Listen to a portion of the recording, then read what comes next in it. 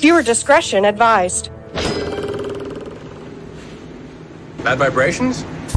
Not suitable for work. Son of a bitch. Warning, if you are highly sensitive, overly emotional, or easily triggered, do us all a favor and quietly tune out. No need ruining the good time of others simply because you are a beta or a bitch.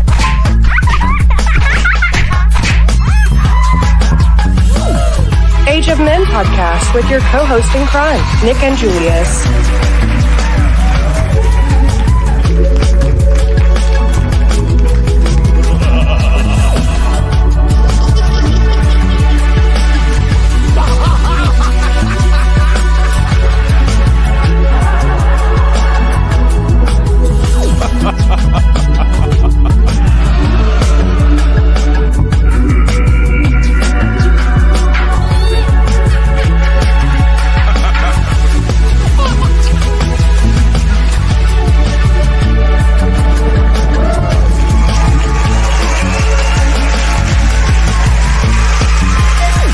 Initiate launch sequence.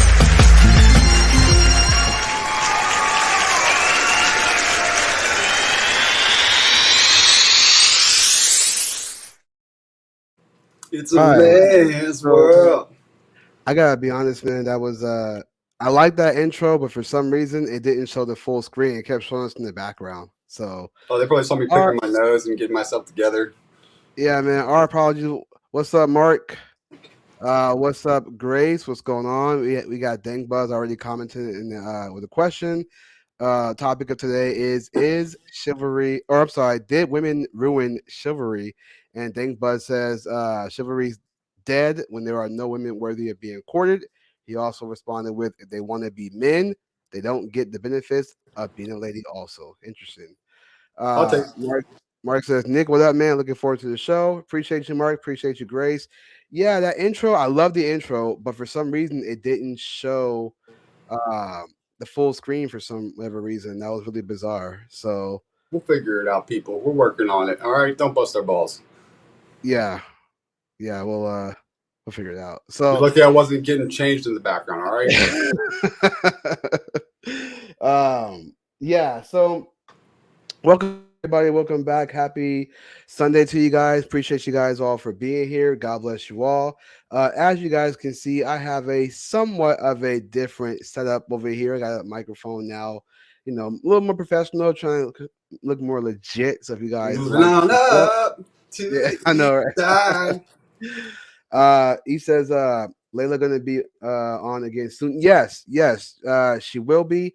I forgot to add her name, but I will add it after the show is over. I'll add her name in the title section so that people can know we had a conversation with her. She will be here very shortly. Again, buckle up. Try and stop propaganda fluent from coming on the Age of Men, people. She's coming for you. And I talked to her last night.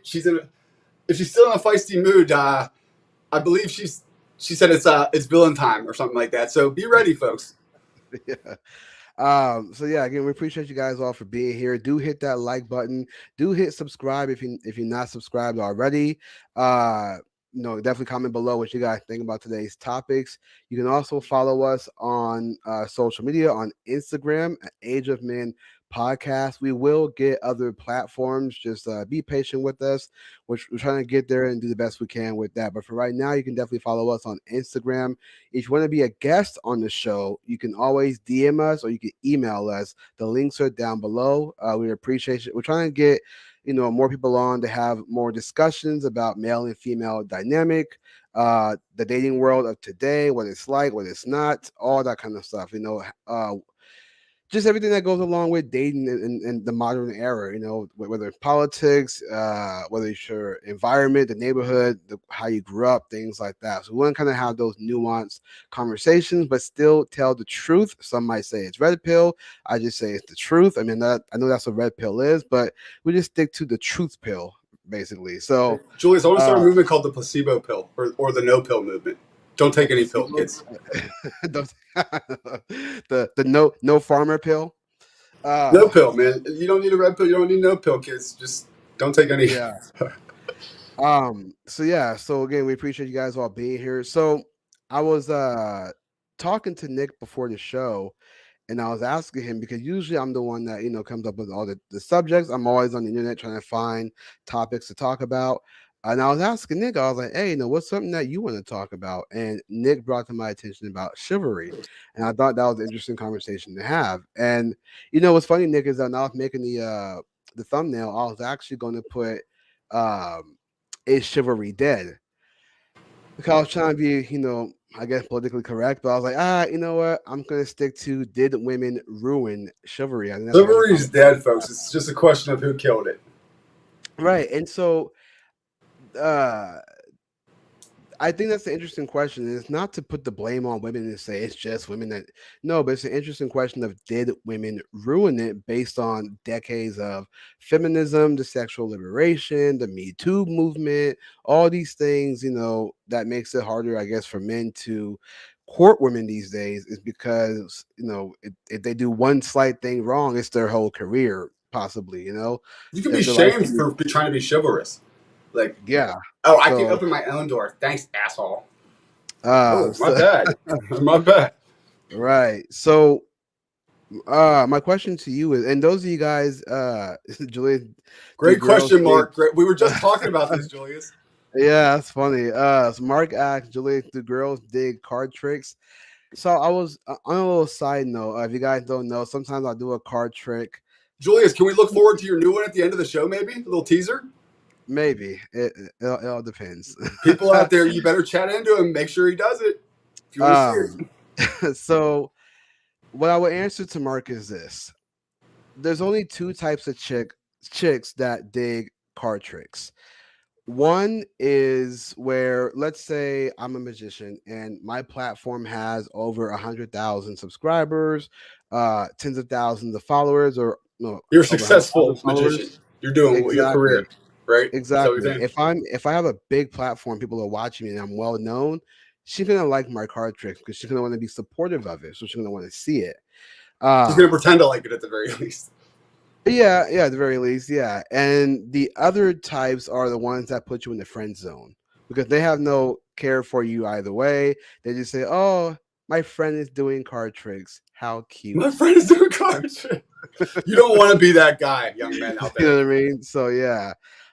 Definitely don't do card tricks on a date. Speaking from experience, don't do card tricks. Don't do card tricks on a date. Never ever do a card trick on a date. You want to know why?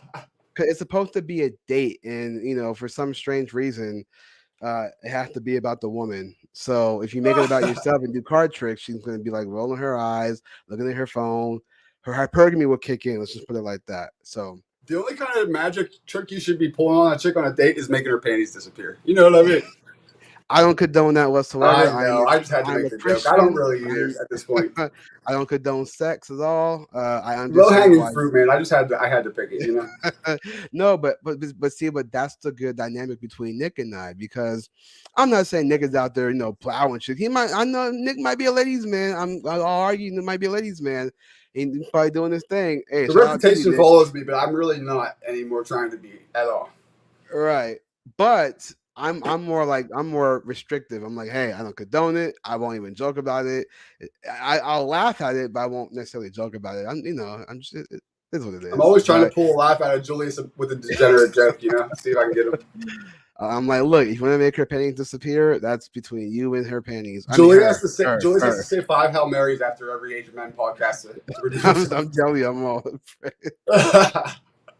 got my Bible here next to me. Um, but yeah, no card tricks. Don't ever do card tricks. He says Ever. that so seriously too, so matter of Yeah, factly. I'm serious. Like, don't do it. Don't do it on a date. Now, again, unless it's one of those things where like you guys been together for like a little while, and you just happen to kind of do some card tricks while you're like outside. She's like, "Oh, what are you doing? Oh, just doing this. Want to see? Yeah, sure. Simple. But don't like do it on the first date. Don't do it in the first 6 months. Just don't do it. Don't expect So it to be something that's going to impress her when you pull it out. right. And then if you do it a card trick, it has to be something that's like gonna really blow her mind. I'm talking about like don't just do a simple like choose one and this it. Don't do that. It has to be something that's gonna like really just like she's so shocked. She's like, "Wow, I didn't know you were that good." But bro, that brings to mind a point that you made about this that I recall. I believe you said something like, in your experience, and it rings like it would be true to me. Oftentimes, if not all times, women don't take well to card tricks because they feel like they're being deceived, and maybe it's like making them not look intelligent or something. What were you saying about that? Yeah, what's funny is that I was actually talking to my daughter about this, and I was just saying that I was saying that the reason why people maybe don't like people do like card tricks. They do. It just depends on where you're at, like the setting and whatnot, right? But I would argue that there are people out there who just don't like card tricks because of the fact that it makes them think, and not everybody thinks. So the comprehension is just not all the way there. So when they see it, they're just like, I can't wrap my head around it. And everyone comes off like nerdy. It's like trying to listen to a scientist talk about space or It makes you rocket realize how ships. dumb you are. Right. Do you know what I mean? So it's like it makes people go, that's cool. I don't get it. I only get I don't want to get my it. I don't want to freaking waste my time thinking about any of this. Yeah. right, because like they're not all, but for women their mindset is more of like 48-hour type of show, like murder mysteries and things like Bro, that. I've had a couple girlfriends that literally every night they would fall asleep to that. And I'm like, girl, I can't do this. How is this putting you in a restful mood to go to bed? Yeah, I actually want to do some research on that. I'm curious because listen, you just said you had a couple of girls that would fall asleep to that. I knew women also that watch those murder documentaries. Now, it could just be a common thing among society, or it could just be a woman thing. There's something about a murder mystery that they love, and I don't know what it is. I don't know if it's I know if the person's crazy and they're crazy, and then they can resonate with Layla's that. going to have some insight on this, man. I can't wait to ask her. I'm writing it down. Yeah. So I'm not totally sure, but I too American have Psycho, known girls. Layla. What about him Something, is man. so I don't know. appealing? Maybe it's those bad boys who are murderers. They just love that. So they love the bad boys, like literally, like literal bad boys. They just love it.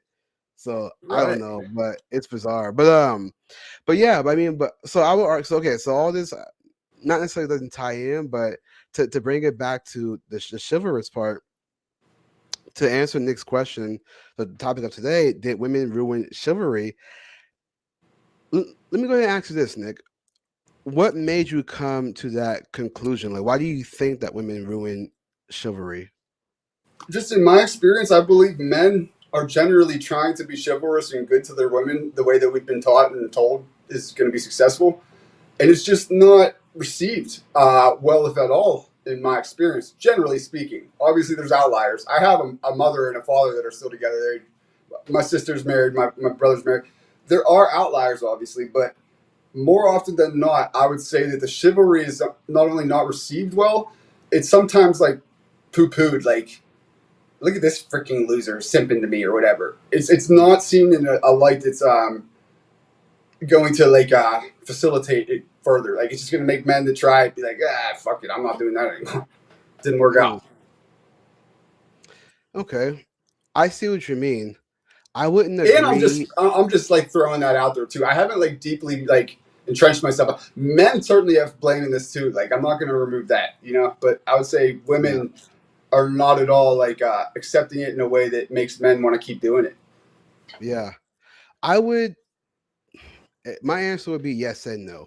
Did women ruin chivalry? I would say yes and no. The reason why I say no is because when I do go out, whether I do man in the street interviews, if I'm just going out to see a movie, if I just go out for a bike ride or go get something to eat at a restaurant, um, I see men and they're especially with their girlfriends, they hold the door open, they pull the chair out. I've seen that. The pulling the chair out, I've rarely seen it, but I still seen it. But I How about do opening the see. car door, going all the way to her side, opening the car door? When's the last time you seen something like that?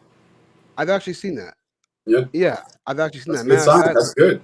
when I see couples get Ubers and lifts, they open the car door for her to get in the car. So, Bro, matter of I think fact, that's great to hear because honestly, that's something that I've sensed lacking lately. And it seems to me that women are almost like, like how pathetic he was. Like when they're talking to their girlfriends, and he's so pathetic. He came all the way around to my door and opened it up, and I got in before he got in on the other side. But like that's a I know what good you thing. mean. Women I don't should see want it like that. that though. Yeah, I don't.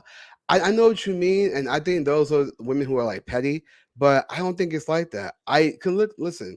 If women want a man to lead, then yeah. See, Layla says true. The Uber. Yeah, I see it all the time. Good. If women want a man to lead, him holding the door open for her, even if he does walk around to her side and do that, um, to me, they see it as a good thing because he's leading, and she's like, "Wow, he's opening the door for me." He's a lot. I always see it as protection too because he's making sure she gets in safely.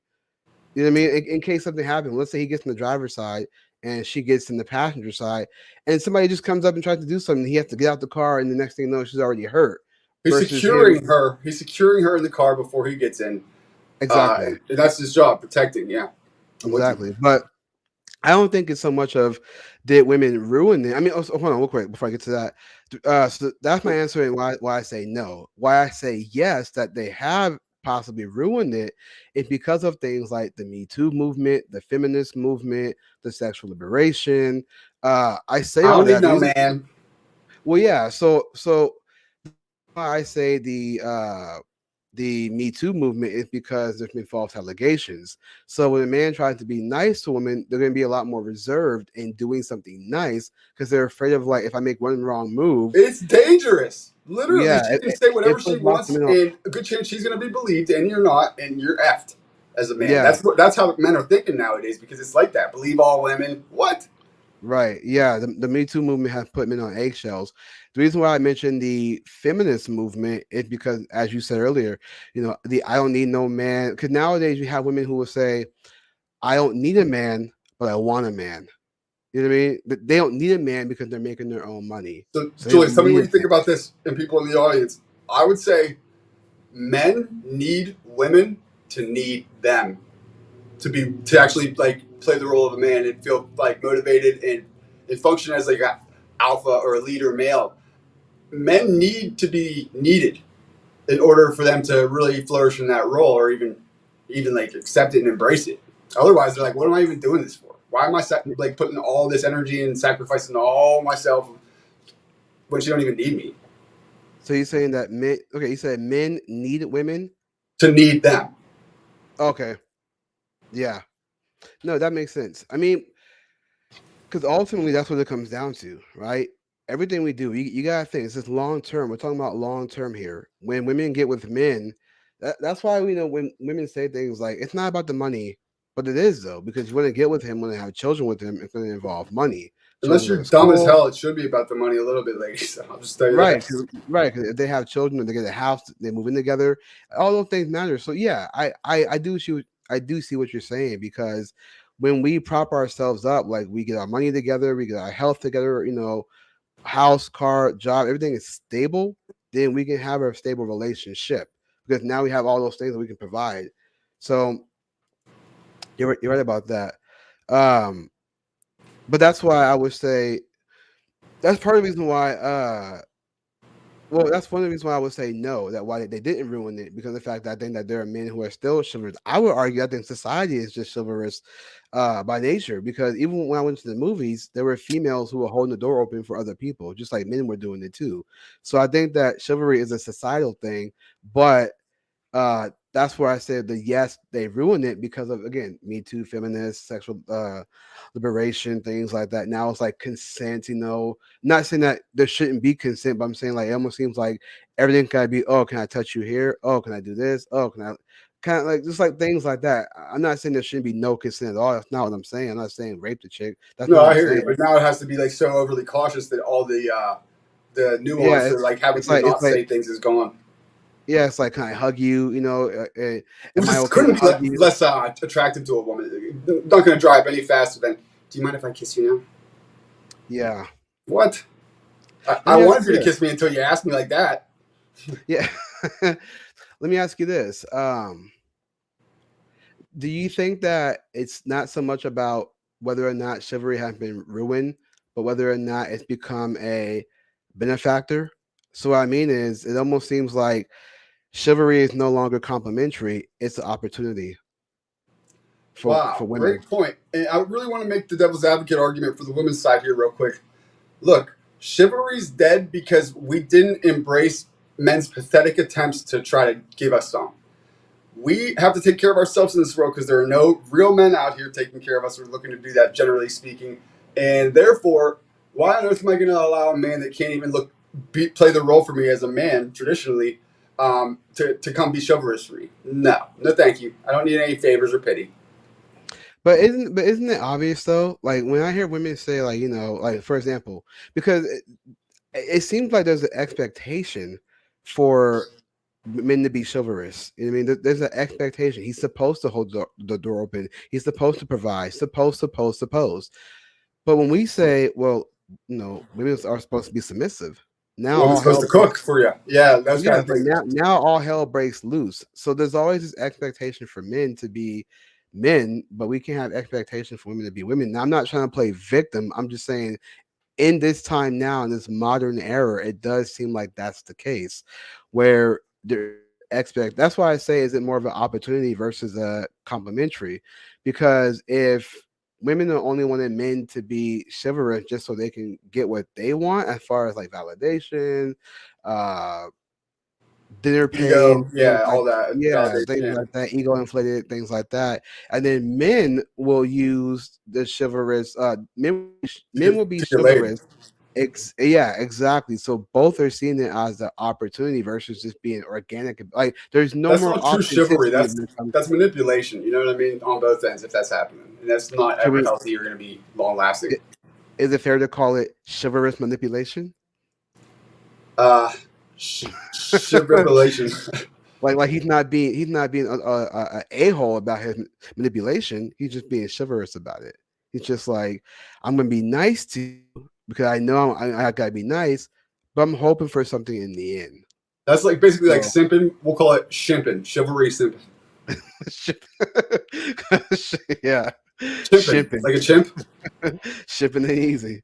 Uh, Someone's got to do it though. I found a clip of Layla and I earlier where we got the super chat when we were doing a show, and this guy starts sipping for her so hard, like she doesn't realize it when she's starting to read the comment, and then all of a sudden, like midway through sentences, literally the dude didn't even put a period. He's like, "Layla, you're amazing. You have incredible insights, and you're so beautiful." Marrying, like she started to say it accidentally. Dude, I started laughing so um, hard. Jules, what's up, Jules? She said, I don't see it like there's an expectation. Like I'm supposed to give him some if he's chivalrous. So I want to address that comment real quick. So what I mean by that is this: the expectations, right? Because women will say men are supposed to lead, men are supposed to provide, they're supposed to protect. Women will always say what they're supposed to do, but if we say women are supposed to cook, be submissive, Shut up every loyal, once in a while. No, I'm honest, just kidding. you know what I mean? Like if we say what women are supposed to do, it's always the backlash on us, but women can tell us all day what we're supposed to do. So why again, it's the expectations. You're expecting the man to be a man, but expectations of a woman to be a woman. Yeah, it's a double standard, which I'm fine with because there's always double standards in this world. But I would say that I believe Julius and I can speak for him, are not only expecting things from women to be good counterparts to the men. We also expect a lot from men, including chivalry and whatnot. We hold men to a high standard and have high expectations for them too. So it's not like this might sound slanted towards women, but it's kind of geared towards men, so we're just approaching it as such. But we certainly have the same high standards for men, maybe a higher standard, I would say, for men. I have. Yeah, and that's what's interesting. That's what's interesting too. That's why when you have this question of who was the prize in the relationship, women will say, some women will say they are, but and some will say it's the men because the men are the prize because they're the ones who are working hard in order to get the women that Beauty's a they dime a want. dozen. Youth and fertility, high value men that they all want is rare. So in that regard, I would say, I mean, it's pretty obvious who the prize is, but I would say a healthy relationship is when you both feel like the other is a prize. So are you saying Not that? unhealthily where you're worshiping them or pedestalizing them, but just grateful that you've landed. It's like, man, I landed a good one. Are you saying that the prize is equal, like both male and I'm female saying can they be a both prize should value each other like a prize, uh, and if equally, they right? approach the relationship continually like that, I think that I couldn't see how that would fail.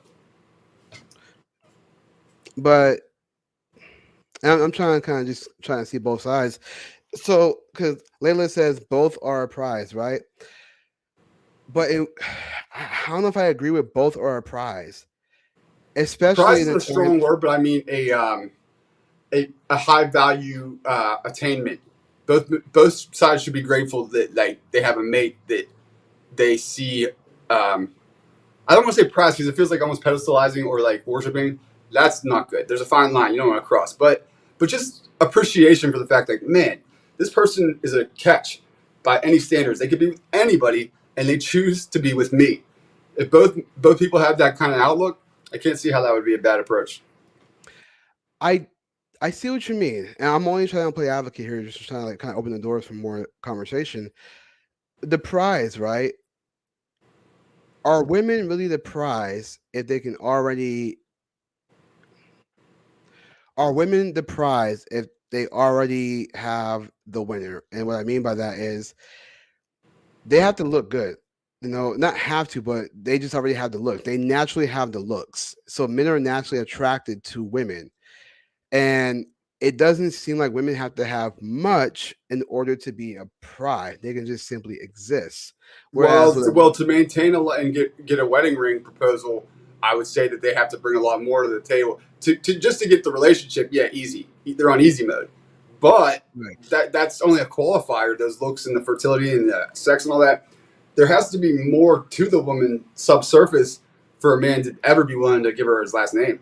Don't you think? Sure, but are we saying that women are only the prize once they get married? Because what about before that, right? Before that, there's courtship, relationship. So I'm saying that before the ring, she ain't gotta do a thing.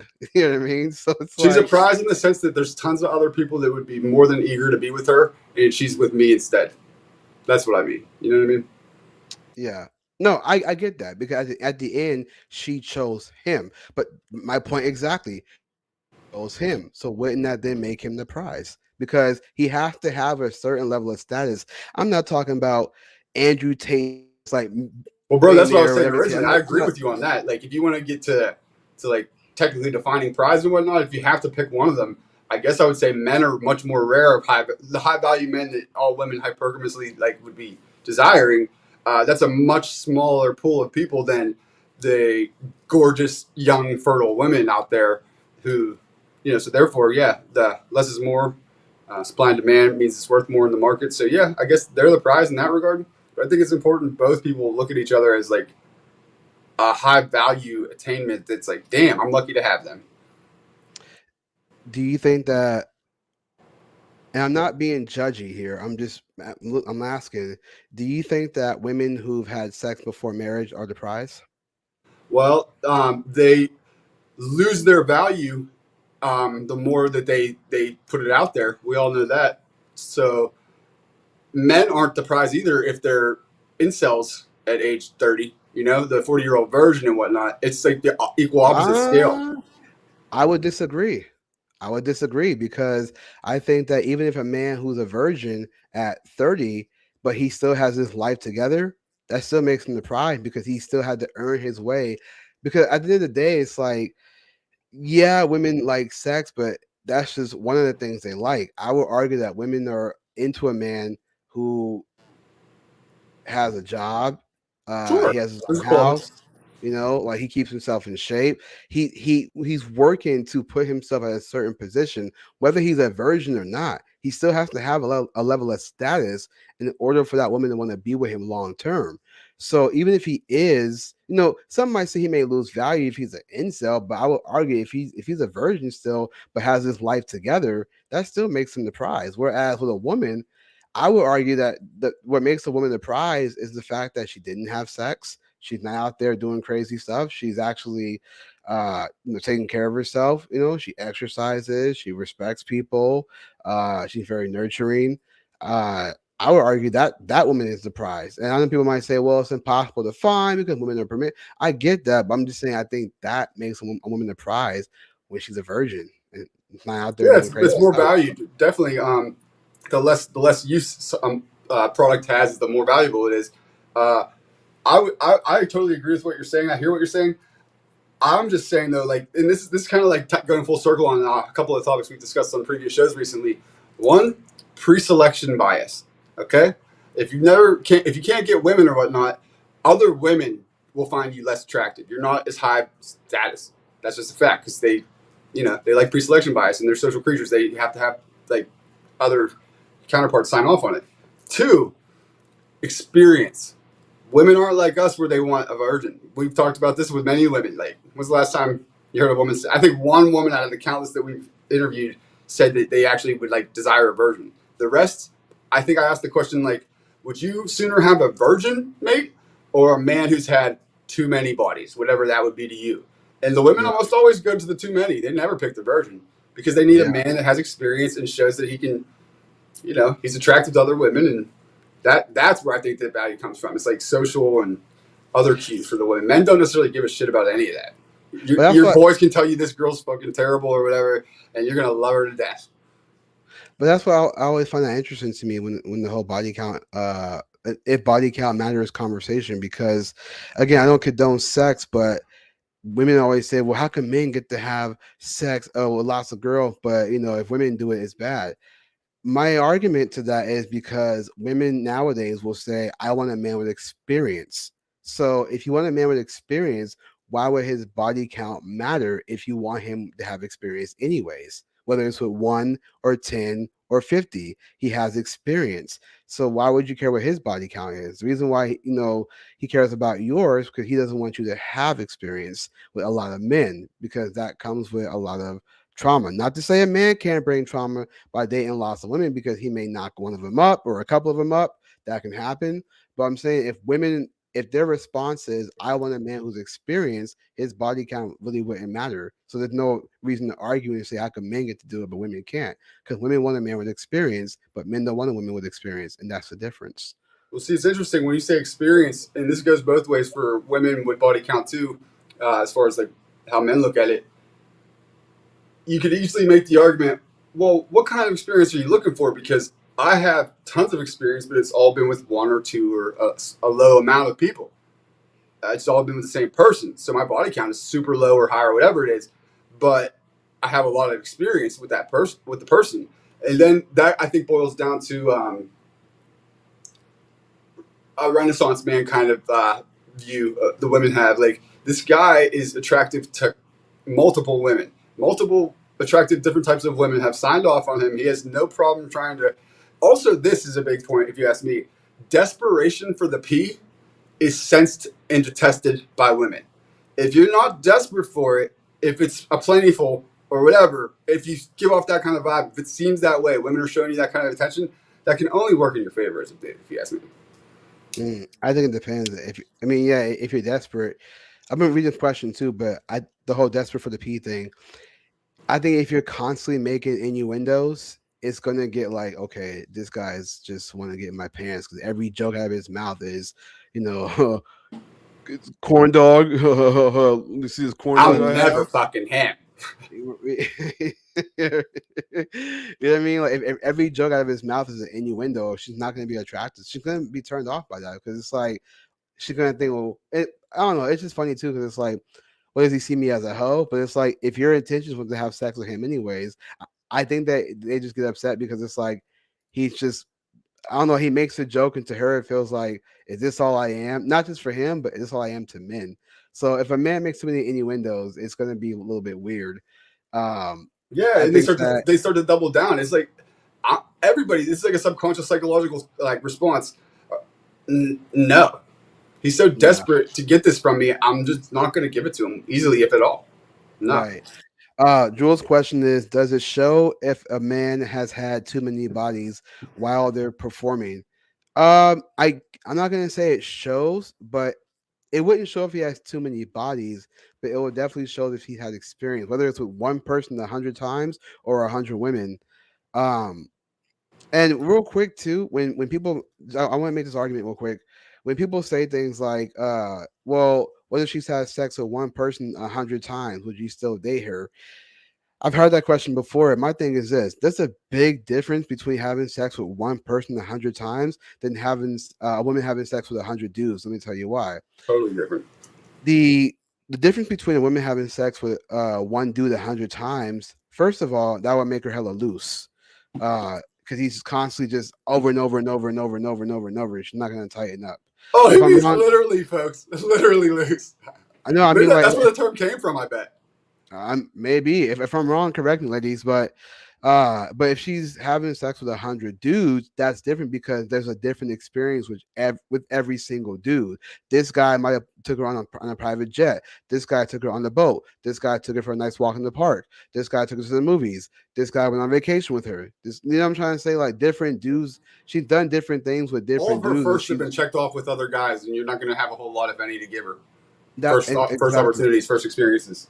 Exactly, because that one dude 100 times could take her to the exact same places all the time. So when she gets with a new guy, he gives her a new experience, and it's obviously something different. Which But I will again, say this though, man, it's way different. Also, in the sense that if she's just been with one guy and eagerly given him the P whenever he wanted it, and no one else, it shows commitment, loyalty. If I'm an employer hiring an employee, that shows a long one long job on your resume that's been kept and held and sustained speaks much better of you than if you have always had a job, you've always been employed, but it's a bunch of different ones, yeah, because it shows that you're not consistent, you're not reliable. People had to let you go for whatever reasons. You weren't there. You weren't like an asset that they couldn't afford to lose. it is. Yeah, a relationship is kind of like a job. I mean, if you think not like not not I'm gonna kind of get like a flamed for job. that one so hard, Julius, comparing it to an employer employee. I mean, but it's not like a job. It's in comparison where like for me, for example, right, I've dated women in my past, didn't work out obviously because I'm still single, but and the next woman, it's like, oh, that's his resume.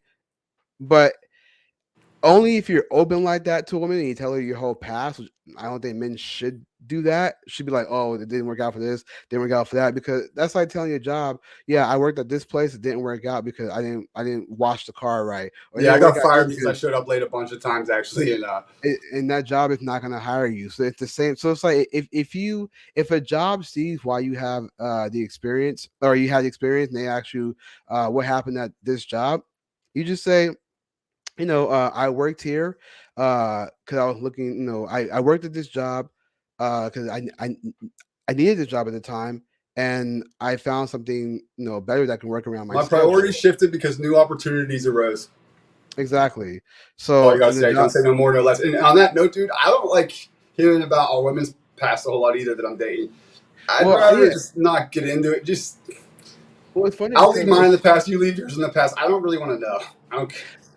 well, it seems like, and maybe not all, but it does seem like out there that want to know the past, because there's nothing wrong with vetting somebody, but I think they want to know a past as far as, and this is maybe my theory. I could be totally wrong about this, but sometimes it seems like women want to know to see what kind of man you are. So, for example, if I said, "Oh yeah, I dated like 20 chicks, whatever," they're like, "Dang, like 20 chicks," and mind you, they it weren't like weird, paying for whatever. It's just like actual chicks I met. We dated for a little while, didn't work out, kind of thing. Um, to her, it's like, wow, all those chicks, and then that might make her insecure because it's like, will he go back to them? Like this and that. Like he's probably super experienced. Again, they want the experience, right? But when you start hearing about her past, she's like, yeah, I had this one guy and he D'd me down in the back of a car. You're like, I don't want to know about none of that. mm.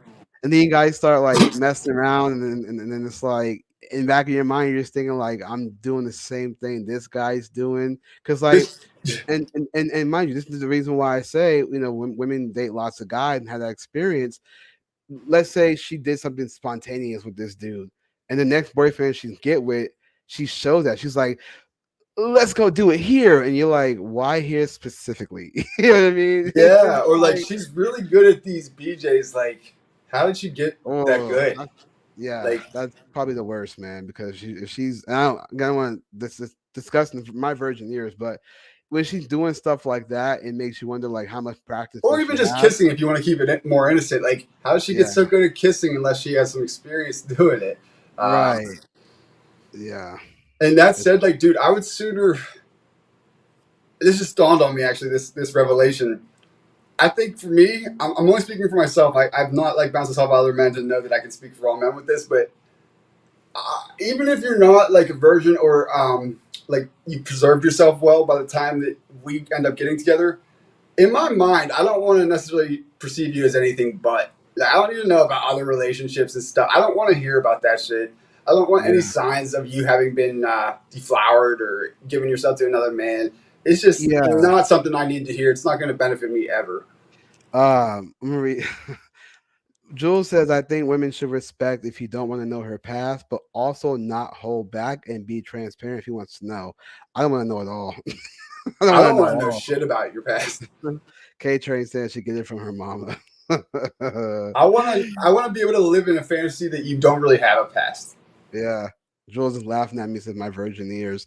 Hey, you know, you're trying to change your life for the better. You don't want to get involved in all the demonic stuff out there. So. Hey, that's the only real virgin around here in the Western world. Julius's virgin ears.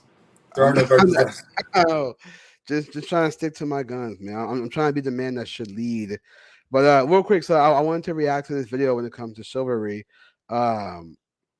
Jules said I was told I'm a good kisser because I'm passionate. Where if I stop the cap? Well, sure, passion and whatnot is all good, but like if you can tell a girl's kind of almost seeming like a pro or experienced, every man, I'm telling you, ladies, in the back of his mind, even if it's not consciously, subconsciously, he's thinking, "Damn, she must have a lot of practice to get this good." Yeah. Even if it's not true, that might somehow not be true, but that's just a thought going on. We don't want women that are have a lot of miles. You know what I mean? Like it's just typically men don't want that in nature. Yeah. So here's a video here we're gonna react to. I think I can do it like this. No, wait, do it like this. There we go. Okay, so this is it's complicated channel. He always has great conversations. There's a 10-minute video, but I don't want to waste you guys' time on that. So we'll do this little quick short right here, and he's talking about is chivalry sexist? So it's a good question. Let's check this out here.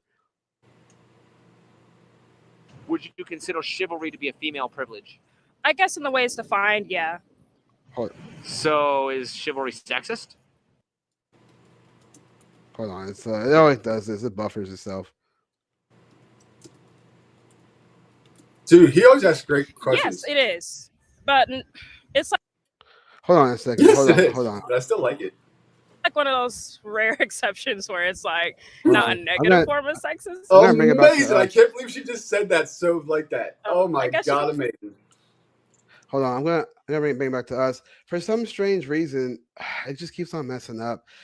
My computer right now is really hot. And when my computer is hot, it slows everything down, and it's super bizarre. So I'm gonna see if I can. Got a lot of windows open by chance, or different apps and stuff. No. That's usually what I gotta do. No, like worst case scenario, you're gonna have to reboot if it gets overheated or something. But been there, bro. Yeah, I know. I gotta find some way to cool my computer while it's just cause it's hot outside. When it's hot outside and it's like hot in the house, it just. Oh, can you control your screen brightness? That's another pro tip. Turn it down. That's true too. Yeah. Hang on, I'm trying to just get rid of any extra thing that's open. I mean, I have my chess game open, so I'm always playing chess. Nice, bro. I'll play you in chess sometime soon. I gotta teach you the 3-move checkmate, man. You always want to see if people sense it coming or not, because after the first move, definitely by your second move, you know if they know it or not, and they can easily block it if they know it. But if they don't sense it, dude, it's the best feeling in the world when you get them in 3. Checkmate. They laugh at you. They're like, "What? No way! Not 3 moves, bro. Look at the board. Checkmate." I can only do it against the computer if I'm playing like super easy mode. I try to play easy mode just to see how to get around it. So when I play harder mode, I go, okay, I can kind of see where it's going. Hold on, I'm gonna look for it. Am I spelling it right? No, chivalry. Yeah, I'm a big nerd about chess, actually, deep down inside. My cousin was like a ranked like state national guy, like at one point, and he used to always scrub the floor with me. And so like I started like taking pride and trying to get good at it. I can't find the video. I'm gonna try to get on YouTube. It's just because again my computer take a hot, and so when it gets hot like that, it tends to mess up. So You need my me to look something apologies. up or send it to you? Can I help at all? I mean, I can try to play it from Instagram, and just because it just keeps buffering because it doesn't go along with the HD, which is it's just super weird. I don't know why it does it. It never again. It only happens like that when my computer gets hot, but it doesn't. It doesn't happen We'll try to work it out. In the meantime, we'll keep them entertained. People out there, are you excited for some black magic at the end of this show? You want to see a card trick or what? Let's talk about the serious issues. Oh, speaking of serious issues, where are you, Layla? If you're listening right now, young lady, get in here. I know, right? Go ahead and hop on, Layla. We're gonna get you in. Okay, let me try to just play this video real quick. Hopefully this works now. Let's just see. I'm hoping this works. Cross my fingers. K-Trade said always down for some black magic. My man, K-Trade. K-Trade. Okay, hopefully this works now. So here's a video. It's Complicated Channel, and it's Chivalry Sexes. Hopefully it plays. Come on. I guess in the ways to find, yeah. It's messed no. I don't know why. So But sometimes sex is good. I like sexes sometimes, she says. Yeah. Basically. Yes, it is. But it's like one of those rare exceptions where Jeez. It's because it's like not a negative form of sexism, I guess you could say. Because it benefits us women women. are okay with sexism only when it benefits them. Amazing. Some women, yes. Okay, so Including then you. why are women surprised that there are men out there who don't trust or respect women when there are women who say they want equality but only complain about the double standards that don't benefit them? Damn, you asked such good Well, questions. I think that no one's perfect. There are a lot of women out there that can be selfish. Including you. Okay. So basically, that video is buffering a lot. I gotta figure out a way to. I gotta find a way to start downloading these videos because when I try to upload it from my computer, it won't do it. So I gotta find a way to download it and play it from I got you, man. I got you. I can walk you right through it. Firefox web browser lets you download off of YouTube with an easy add-on extension. I've been doing it for years, ever since I go back to YouTube, and the videos would be gone because they got censored or deleted or suppressed or whatever. So I started archiving everything like external hard drive myself, anything I needed. So you can save it right from YouTube. And Instagram too, it works. Anything on Instagram. Yeah, I've been using like Google Chrome and it's been working out for the most part. I like Google Chrome more than Mozilla Firefox, but I don't know. I always say when my computer is hot, that's the reason why it starts to mess up. Yeah, man, don't sweat it. Don't sweat it. We're all good. If it comes around, it'll come around. But if not, if I can't help you at all do anything, then let's just keep it going. Let's keep it rolling. Joel says some black magic, Mike. I'm not stripping over here. We ain't playing strip poker over here. You wish, Jules. All right, we got Layla tonight with Julius. Tonight with Julius is his OnlyFans account, people. Layla, what's up, girl? What up, Layla? How's it going? Julius started his own OnlyFans. It's called Tonight with Julius. Oh my god, niggas trying to pressure me. I'm spreading defaming rumors of my homeboy. That's not true, people. It's a running gag. Black magic over here. I've been doing a campaign to launch his OnlyFans for months now, and it's not even existing. His OnlyFans? Oh yeah, we came up with Orange Julius. That could have been like one of your names for OnlyFans. What is he doing on the OnlyFans? Great question, Layla. Let's like think this through. Certainly heterosexual to catering to women. He's not selling to these freaking weirdo men. We know that. Oh, that's 3 weeks. No, 3 days later. It's like so confirmation moral. Maybe you know what a niche for him would be a stand-up chivalrous man who's not trying to engage in sexual intercourse or anything at this point in his life, in order to show women a stoic man that's disciplined and measured, and all the Christian women and whatnot are going to come around simping to him. No. Get this. You need to do an OnlyFans where you give women dating advice. Ooh. There you go. And you need a woman like Layla, a co-host or partner sitting alongside to validate the things you say. And you don't do card tricks. You do like You can do the card thing where you pull a card to see if it's like a yes or no. Like, they like that stuff. Oh, wow. What about a Ouija Bro, board? A Ouija board type of money. thing? They would love that. Money. I see money. I see Rather than money. Love it. OnlyFans, call it Only Chance.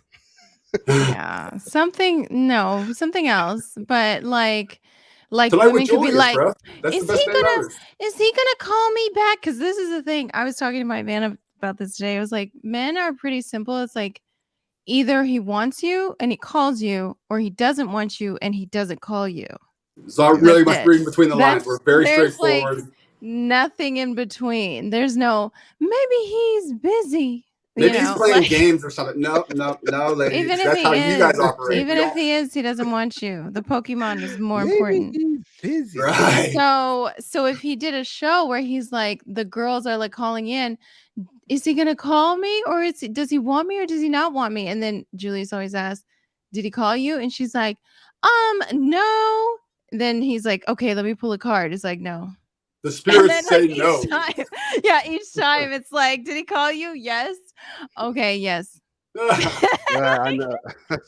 Oh, you could actually That's like a sucker finesse. women like that. Imagine That's a having like a finesse. Layla there. That's a finesse. Yeah, exactly. like it. If Layla's there finessing them as like a woman-to-woman thing or something, and then like they're gonna be forthcoming with little tidbits of information, and like somebody that's studious or observant is picking up on that thing like the man.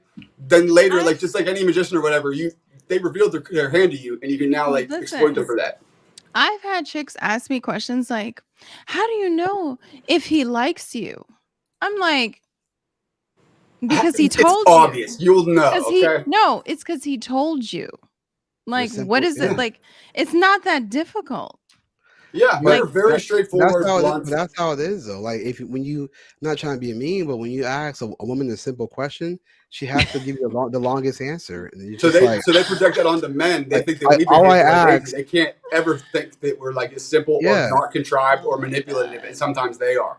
It's like there's nothing underhanded I'm doing here. I'm literally being straightforward. I'm saying what I mean, meaning what I say. There's nothing else happening under the surface here. I think it's hilarious because it's like the simplest thing, like, and they overcomplicate it. There's this meme I saw where it's like, you girls are thinking more than they thought about you in the whole week. They're like overcomplicating it. They're always like trying to do some like spell or ritual or tarot card to try to figure it out. A manipulative angle or something. Yeah. Or like there's a bigger picture or a sign, or like maybe if I do this to him, maybe if I'm an asshole to him and ignore him and drive him nuts, that'll make him want me more and come around. No, that doesn't help for a grown man.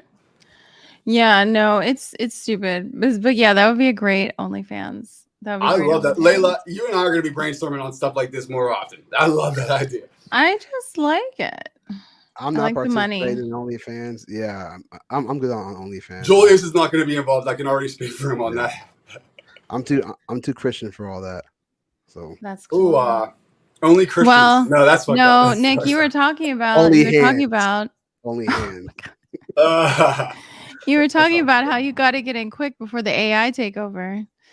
Layla has seen enough hot takes of mine that seem ridiculous when I first say them start to come to fruition that now she brings them up. I love that, Layla. You heard it here first. Look, with these simulations, man, the first people that are going to be put out of business, the first industry that's going to be put out of business of employees, all the OnlyFans chicks are going to be overnight. Or it's only going to be like Asian girl farm AI faces doing it, like running it. Well, they're going to be able to simulate whatever they want. And just like an Andrew Tate or whatever, see, I'm bringing it full circle. They're going to have guys sitting on the other side of that keyboard freaking like finessing you out of all your money.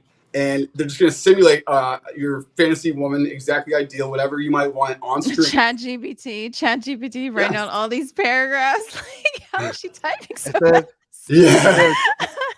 It's speaking kind of robotic. It's weird, but I don't care. I'm not going to think about that too much. She's my girl.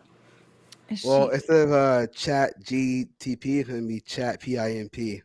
Yeah, or PhD. Chat PIMP. Chat PUSSY. No, Chat PhD. Nice. Like, let's stay on code, you guys. I like that. Chat STD. What have you done right? Wait, Jules said, but what have you done right? Them hands. Okay, I said only hands. Hey, these hands are only used to build, not to. Wouldn't you like to know, Jules? Only. These hands are made to build, not to fill.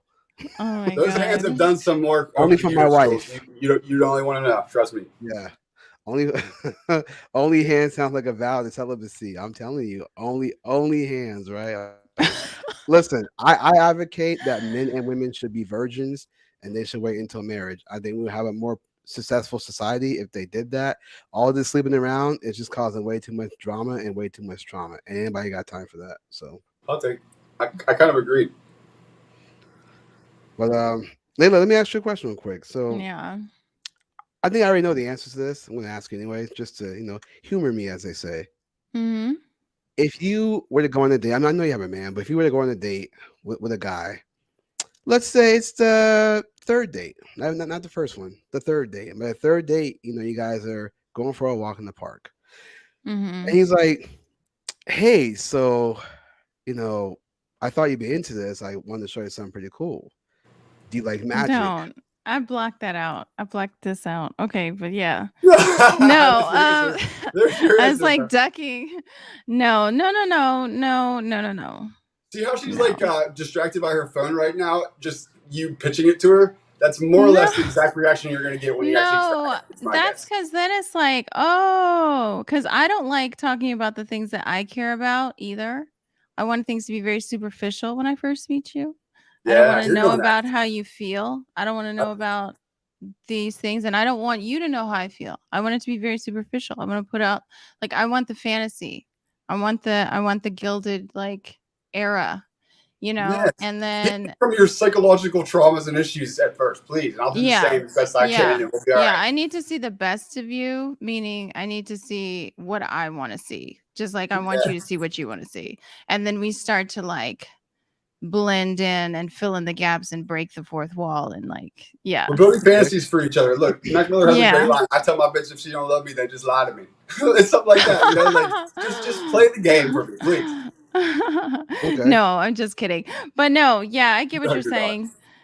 Yeah, I know. But I'm I just mean, my question pretty much is like would you be in, whether it was the third day or third month, would you be into that? Like if he just busted out one day and was like, "Hey, I do some card tricks on the side," like Well, it's would like let's you just friend put it zone? this way. Let's put it this way. I had a boyfriend who was really into yo-yo, and I had known him for a year. That I could never get over.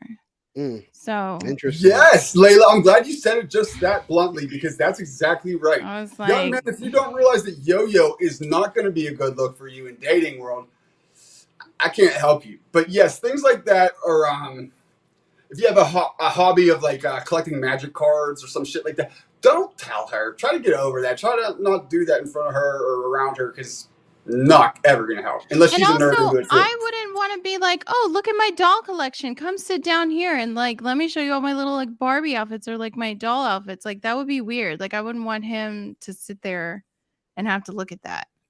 You know what I mean? So I it's would like refuse that. to do it. So you're a smart lady for doing that. It's just about acquiescing to the other party, like you know what I mean? Their interests. Yeah. Yeah. Their And the interests. lack therereof. Interesting. I'm just being really rude, Well, but I'm just a bitch, so I don't know.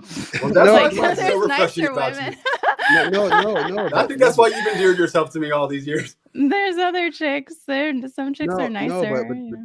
But this is interesting though because this goes to my point is that I mean I would say all women, majority I would say majority of women, they don't like card tricks because it's just not their thing. Even if the card trick was so good, it would perform right, it doesn't matter because it's like it's not about her, it's not about you guys, it's about him trying to he's trying to impress you, but women are just not impressed by card tricks unless they were a magician themselves. I just Even don't know then, I don't how know if I they'd be that make it. impressed. I just don't know how to make it into a fantasy. Like Well, where's that's what magic where's is. the role play coming? Like what am Right. I? Like I can't role play how with the am card I? tricks, bro. Yeah, I mean, like well, okay, listen, I don't want to condone this, but you can always be his assistant. Think what? about that. Every magician always has an assistant. So if you want to role play, Okay. Yeah, that's cool. Yeah, She's but getting no, the paid. whole because you're thinking like it's like because usually what happens is it's not like, oh, let me show this to you real quick. Like here, look. It's we're gonna have a deep 45-minute conversation about these card games, and I'm like, No. That's no, what no. that's Why the don't we get those I'm not cards? Let's talking play about strip that. poker. Let's up the stakes okay. and play some cards. Yeah, you know what I mean though, when people are like really into their hobbies, they want to like go deep into it, and you're just like, Yeah. oh, but if it's like a quick, let me show you a couple tricks, okay, That's what I and I'm mean. Yeah, drunk, that's what I'm that's talking about. interesting. A good point. If you're drunk and like Right. or having I'm a good drunk. time, just Yeah, buzzed, I have to be maybe drunk. Yeah, that's what I'm talking about. I'm saying like, okay, like if he said, hey, I want to show you this card trick real quick. I'm not. If he's saying, hey, read this magic book with me, don't do that. But This magic if he, book. yeah, All I it just is card trick I'm like gonna show you. blood. It's Yeah. like all this like real messed up, sketchy stuff about some girl named like Alice. I'm like, oh shit. They don't call him black magic for nothing. I know. It's like his confession journal. Like, you know, So, like, Julius, I Alice think in what the Wonderland. thing you're trying to ask is can there ever be a situation where that's like a move that's a net positive for you as a man, or is it always going to be received negatively? Is that what you're asking? Well, so what I'm saying is that, for example, if Layla's man said, hey, I got this card trick I want to show you, just real quick. Okay, easy. But if he's like, hey, I've been doing card tricks for like 3 months, you gotta sit with me and watch this show, Penn and Teller, fool us. You're like, I was attracted to him. Friend zone. You're now my friend. That's what happened. That's what happened with the yo-yo. I was like, he's now my buddy. Hide that. Hide that. You just crossed into buddy territory, my friend.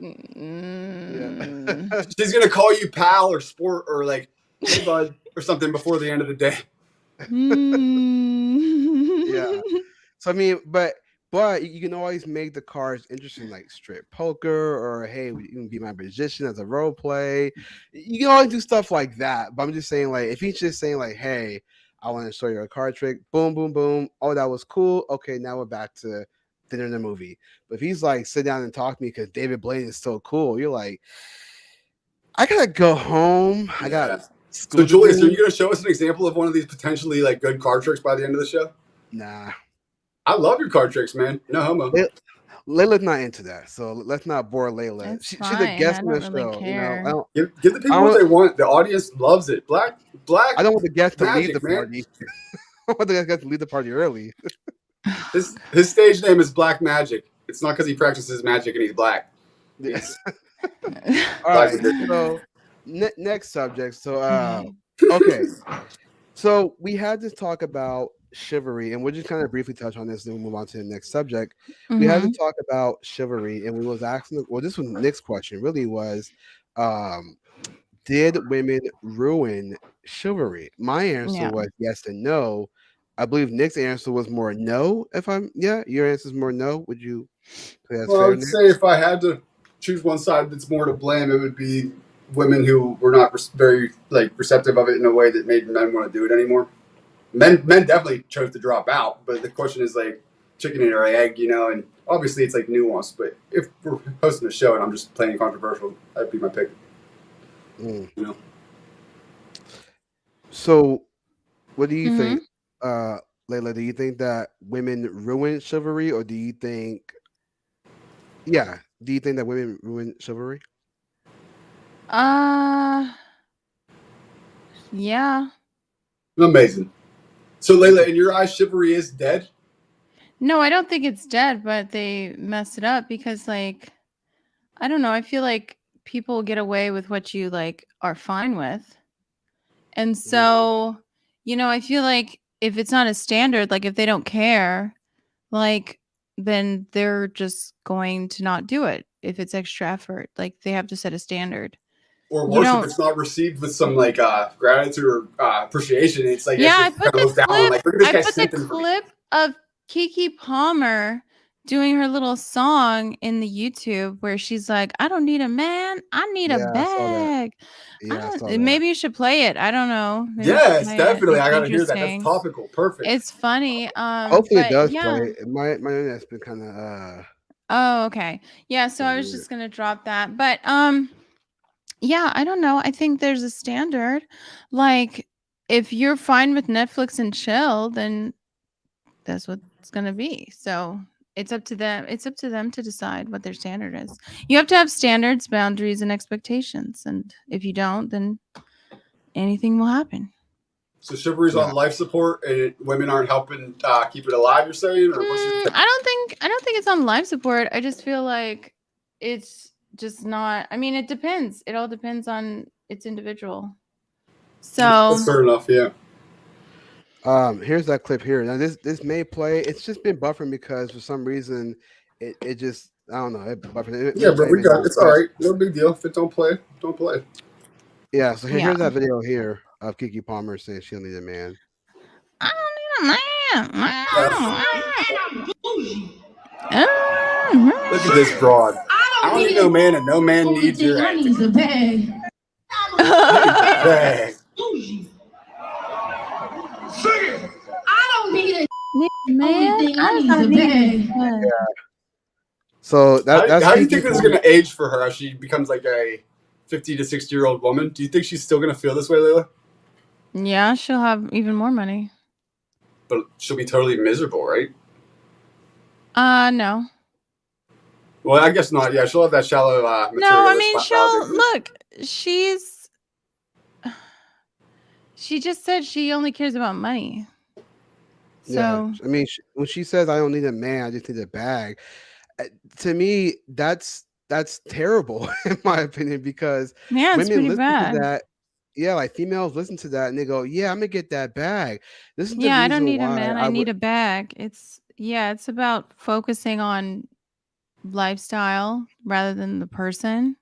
Jordan So- Peterson's a clinical psychologist he was working for Fortune 500 companies. Their top CEOs, when they'd have issues psychologically and they needed to speak to somebody, he said in his clinical experience, far and away, all the CEO women and whatnot, the higher up women who climbed to the top of the corporate ladder, when they got to be about 40, sometimes 50 years old, sometimes even earlier than that, they all found themselves in a midlife crisis almost, if you will, where it dawns on them, oh my God, I put in all this effort and energy to get the bag, to get the career established and all that, thinking that I have endless time to establish a family or land a mate or anything like that. And in reality, you don't.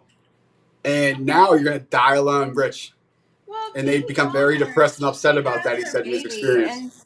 Well, Kiki Palmer has a baby, and all she cares about in her culture, the idea of being a single mom is like the standard. You know, it's like 70% at this point. So for her, there's no goal of having the white picket fence in the family. You know, that's not the goal. It's about I'm going to get my money. I'm going to get my bundles. I'm going to be a boss. You know, that's the standard. But in everybody else, yeah, they want a family. What makes it worse too, and I hate to bring this up, the fact that she's black, a single mom. That's what I'm saying. That's what I'm saying. Her demographic. I'm not gonna say I'm not gonna say the word, but I'm just like. No, but it's true. No, but statistically, it's true. There's a lot of single mothers within the black community. Like it's a very high percentage. Oh my God! Statistically, they're off the charts. There's more single mothers than married. Yeah. Right. Yeah, it's pretty. So and then part of that population is a black woman. It's like black, Latino, and then white, and then Asian. Yeah. Yeah, it's dumb. I don't know. Insane. I personally, I don't know. I don't know how they do it. I would be like, you know what? I don't care if I hate you. I'm not doing this by myself. Like you go sleep in the other room. She'll get to an age where she has all the money she could ever buy anything with, and that's all satisfied. And she realizes, man, I wasted my prime years thinking that I don't need to try to land a man or endear myself to somebody that's going to spend their life with me. And she'll now find I'm going to die alone. She'll find a guy. She'll pay for him though. She'll find her baby daddy. A house husband. Yeah, she'll like. Yeah, that's like standard. Julius, my buddy's in the chat. If we can get him in here, maybe by dropping a link. He's actually a medical doctor. He's the co-founder of JustCoin. Unvaccinated sperm will be the next Bitcoin. JustCoin. So he's a very intelligent man. Yeah, I was gonna say we'll bring him on. We'll drop the link because this next hour we're gonna be talking about like Andrew Tate. I want to kind of discuss more. The reason why we got Layla on because Layla knows more about what's going on with that. I wanted to talk about the Andrew Tate situation, how it all falls into like chivalry things like that when it comes to men and women. How Andrew Tate is kind of leading the men when it comes to like they say he's helped me out in mental health, helped me out to get back to the gym, but he also has these side hustles, if you want to call it. Side It doesn't hustles. seem like That's a it nice way doesn't. to say it. A side hustle. Oh my god, I love it. I've gotten so many like okay, placebo pill. Believe the next video is going to be talking about that. Layla, you And the with that? side All hustles. right. Yes, I like the placebo pill. Put them back to sleep, please. Yeah, you didn't take nothing. It's not a red Um, pill. It's nothing. It's a fake. Yeah. yeah, so there, I'm dropping the link right now in the comments right there. So you guys want to hop on, you can hop on when we talk about this. The question basically is, aside from Andrew Tate's whatever he's been doing, whatever he's doing now, is he or was he a good force for men as far as overcoming, you know, uh, mental Toxic illness? masculinity and all that stuff. Yeah, what was he doing something Peak. good for men, and should men, Peak. yeah, like should men still listen when he does say good things? And I'll bring up a couple examples of people who still follow man even though he's done or said these things. I'll bring an example, but actually I'll bring it up now. So the link is there. Anybody that's watching who wants to come on, you guys are more than welcome to come on. Whether it's 1, 2, 3, doesn't matter. Just hop on. Let's have a discussion. We can have up to 10 people. So just throwing it out there. Julius gets really tired of me, guys. So please save I him. hate this guy. I hate Give this guy. him a panel. He hates talking to me, man. I don't blame him. No. But I bring this up because I saw a bunch of people on Twitter who were talking about Andrew Tate, and it was just very interesting to me. What's up, man? It was very For interesting to anybody me who's that living under a rock, the doc's in the house. Yo, what's up, Doctor- Nick? yeah. What's up, dude? Hey, What's anybody up? living under a rock, Julius, I think it's relevant or important that we bring up to speed for the audience exactly who Andrew Tate is, why he's so relevant, and Well, what's I up with mean, him lately. Yeah. I mean, look, if you don't know who Andrew, let me just give this little brief thing real quick. If you And he's don't literally know, been living under a rock. He's the most popular, famous man on earth at Number one one point. Googled Googled man. more than Donald Trump and Kim Kardashian combined last summer. yeah, If you don't I know was about just Andrew gonna- Tate at least a little bit, but we here at Age of Men like to give you the nuanced, unseen, unheard takes on it. So let's let Layla lay it after you go, Julius, and then let the doc get in on it. Yeah. No, I was just gonna say. I mean, if you don't know who Andrew Tate is, he's basically been very popular on social media. He was He's recently held without trial or any charges brought against him for many months on alleged sex trafficking crimes in Romania. Now, the fact that he didn't have any charges and was held that long is obviously egregious, and it's a crime against ethics and humanity. But from what I understand, and maybe Layla could bring us up to speed or Julius on this a little bit. Lately, very very much in the last couple of days, some potentially substantial charges have come out, or something to indicate that he might actually be guilty of doing something bad. Really interesting. I didn't know that. I don't either. I just heard rumors. I don't know if it's true or not, but that's what people Yeah. are always trying to say he's guilty. So Yeah. maybe, but I think Layla, you said there might be something in the charges that just came out that could be legit, or maybe I don't know. I don't want to misquote you. yeah. So again, if you guys don't know who Andrew Tate is, again, very popular dude on social media. He's been considered red pill, even though he doesn't identify as that. He's had some charges happen in Romania, as Nick described. Layla, I know you've been following the case very closely. If you want to catch the audience up to speed to that and give us your thoughts on what you think, how it's detrimental to men. And just because they demand, don't feel a need to not that you would, but cater to the men or look Don't out. pull no Think punches, Andrew Tate's man. a piece of shit and guilty of everything he's accused of. Say it, girl. No. Yeah. Give us your usual hot takes.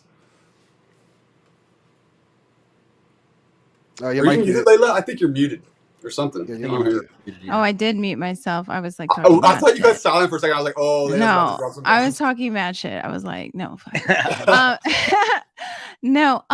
So it's been a really interesting case study, I think, to see, to observe, the conservatives and the more red pill dudes, and then seeing other people on the other side, their perspective, within even conservative community. It's just been really interesting to see, because it's a scenario that has never it's a common scenario what's happening, but it's not really explained to people what's actually happening and how it can be played out, so that both parties win, like everybody wins, So the prosecutor, the girl that's making the charges, and Tate. Is that what Yeah, you're saying? everybody can win. Everyone can win. How so? Everyone What do you can mean? I just think that it could work out because like 90% of guys or like 85% of guys, they don't really think about the crimes involved. They don't really like, number one, working in that industry is dirty. Like, I don't understand why people are like confused. Like I was saying like really inflammatory stuff like, oh, he's a pimp, like blah, blah, blah. Why would Candace bring a pimp on? And people got like offended by that. And like, were like getting and unfollowed me and stuff like that. And I'm like, that's what he is objectively. Like, I don't understand what the problem is. Like, He it's just like, certainly at least used to be one professionally, and the charges seem to say that he's still doing it. So, or you know, whatever. I mean, There you if go. you've if that's how you made your money, that's like what you're known for. You know what Yeah, I'm he's a saying? professional Like pimp. he's a I mean, podcaster to pimp. Like, what's the problem? listen. Like, I don't get what the problem is. No one got mad at 50 Cent when he said, "I'm a mother effing PIMP." Yeah, exactly. None of that. Like, that's what it is. It's a job. It's a job in that industry. And it's been funny to see how people react to it because number one, they don't really understand the industry and the type of people who are involved in that industry. Like, the best case scenario for the people involved is that they were like abused at some point in their life. That's the best case scenario for the women, I would say. The worst case is they're like addicts and they're like doing all that extra stuff. You know what I'm saying? So, yeah, it's just like a dirty industry. So, the type of people it attracts, of course, there's going to be some trauma. Of course, there's going to be some like really messed up, like degenerate behavior involved, like getting someone to give you all their money after they've done cam work. Like, come on, that's not the stand-up type of thing. So I don't understand what the problem is. But yeah, beyond that, like his image, like his message is really, really good. And I really like his message. I really like him. He's like, I mean, I was strolling on Twitter to see if I could get some sound bites, and I came up with him, American Psycho, and Tristan Tate, like side to side, and I was like, save it. Layla's definitely saving that one if I know that. I just like, so I don't dislike him, but what I do dislike is Candace. I have nothing but smoke for her. She is like such a hypocrite. She is so masculine. She's like, she's so judgmental about women. She's attacking Mia Khalifa. She wrote a newsletter about chicks who post images on Instagram. I'm like, you have all this smoke for them, but their boss, you're gonna like take your pregnant ass over to like interview, like. She Weird. flew over to Romania for that interview, right? I can't even that alone. Start off jump. I was like, that's nasty. Like, seems like she's simping, for lack of a better term, for the interview or something. It's beyond that because it's like so wildly inappropriate. Like, I'm not even Christian. I'm not pregnant, and I wouldn't go over there. My wife, you might as well buy one ticket one way because like don't come back and try to do that while How you're many pregnant. months was she, do you know? That's weird. How many months was she? I don't know, but she's pregnant now, so I'm assuming this was relatively recently. So it was recent, yeah. It's while he's been on house arrest. So I guess that prior, because now he has mainly Hustlers University. That's his, and his podcast and the rest of it. But prior to that, he made his fortune, or at least I guess some aspect of it, doing webcam stuff, right? And teaching men how to do it. He was basically in the webcam game. Like that's a big one of the first, and he did it in a way where it sounds like he turned it from, a girl at home doing it for herself into a many employee business. He wasn't the first one to do it. Lots of people do that. No, but I mean, he got it like when it was scaling, and he made a bunch. He made a killing off of it. And he's bragged about it many times on how he did it, like his operations. And he used to have guys sitting there on the keyboards, actually being the ones that engaged the men, chatting and talking to them because the women didn't do it to his standards or to his likings. And so the women would be there on camera and act like they were engaging, but in reality, some dude's sitting there scamming you out of all your cash, pretending to be a girl. That's a classic way to do it. It's so weird. But he did that. He's also a kickboxer over now, but I don't think that's. He never talks about getting a lot of money from that. It definitely came in hard and heavy from the OnlyFans game he was in with his brother. I think what he kind of propagates is a combination of pickup artistry, the game, combined with like more advanced marketing slash brainwashing techniques, a little bit of like kind of charisma, magic sort of Actual ideology, pimping. which Like is psychologically, it is like pimping, exactly. manipulate her through sex to get her to like And he's give you pimping out, money. and he's Like, pimping out the dudes that are paying $49.99 a month for Hustlers fucking University that's the part. for That Amazon part. affiliate courses. Like this, everything that he teaches in Hustlers University, you can learn for free on YouTube. It's not the escape from the Matrix the way he's kind of phrasing it. It's just super convenient that he does this. It's like, bro, you want me to set up like these dorky computer sort of systems to siphon money off of these processes, and you're telling me I'm escaping the Matrix? I'm just a scavenging retard. And that's fine if that's what you. So like, it's kind of pathetic and sad that he's an example of hypermasculinity. That's really, I think, peak. yeah, peak, exactly. That's, I think, is sad. We're not insulting. I'm not insulting some of the stuff he says. I think it's, it's obvious. The world is so feminized that you need someone to say these things, and he's just the right person at the right time with the And camera. he looks good doing it. So what's the problem? He kind of reminds me of not to go into politics here, but he reminds me of Vivek Ramaswamy, which I saw a new name on my friend Anomaly's live stream. Somebody said Vivek Sells Pharmacy. That was a good What is one. that? So there's this guy named Vivek Ramaswamy. He's running for presidency, Republican. And I know who you're talking about. You mean the conservative Obama? We saw exactly. how well that went. We saw how well that went. Yeah, he's basically the right wing of Barack Obama. I mean, I saw his interviews. He just says what MAGA needs to hear. He just like, we need border protection. It's so fake. It's so like, yeah, this is how I feel. Really? Like, really? Yeah. Is that how you feel? Like, who talks like that? He talks like a It's sound very bite. hokey. It's very corny. It's very kind of rehearsed and scripted sounding. So yeah. Well, so was Barack, man. Barack was a silver-tongued fox, and I said from the beginning, I didn't know much about politics back then, but I don't trust anybody that's that smooth.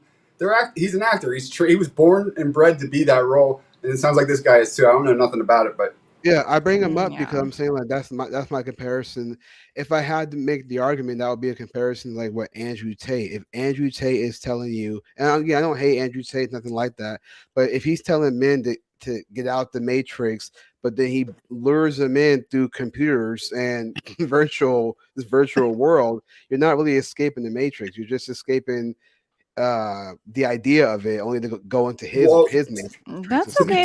I think his kickback on that would be, look, it's not about the ways that I tell them to make money when they join Hustlers University. The value is in the networking that I have in there, going with all these one-of-a-kind men that are connected to all sorts of businesses in all parts of the world, and you now have access to them directly because you're in Hustlers University. That's the value that you pay for. I've heard him say stuff like that. I can offer you. True, but that's they're all trying to get each other to sign up for their webcams.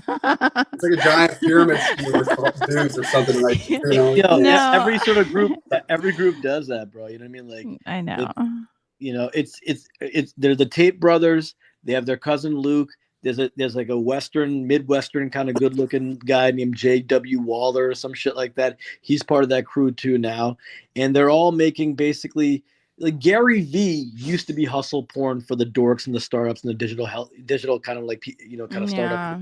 Yeah. He played himself out as being kind of a sellout. This is fresh. This is new now. Hyper masculine Andrew Tate, Romanian cowboy, John Wayne, fuck the system, fuck everything, that type of shit. So like he's fresh right now, but this is gonna get played out sooner than later too. And I mean, he's just trying to grift his way as for as long as he can. You know what I mean? So let me ask you this. Now he's all Muslim, right? He's a Muslim now, and he's like playing this whole game with the Arabs and the Muslims out there. It's crazy, man. That's perfect. That was a smart move. Yeah, brilliant PR move. That was an ace move. Good, Julius, what's your question, buddy? Let me ask this then. So, how should men be moving forward, in this modern era that we're living in, where women are all about independency, but yet want dependency when they get with a man? How should men move forward? And Assad, I'll start with you. Like, how should men lead? Can we Well, can I just for a second finish my thought on like the whole situation? Please do, yeah, Layla. Yeah, yeah. Go Layla's ahead. Go playing. ahead. I'm sorry. Go Okay, ahead. because Go what ahead. I wanted to say was I have smoke for Candace because number one, I think she's coming off very desperate because whenever the pick me energy happens, it's very desperate. Her first show failed. Her documentary was ridiculously bombed. Like it bombed. Well, Like it bombed so The hard. Like BLM the one. BLM, it bombed. Like no one cares about Interesting.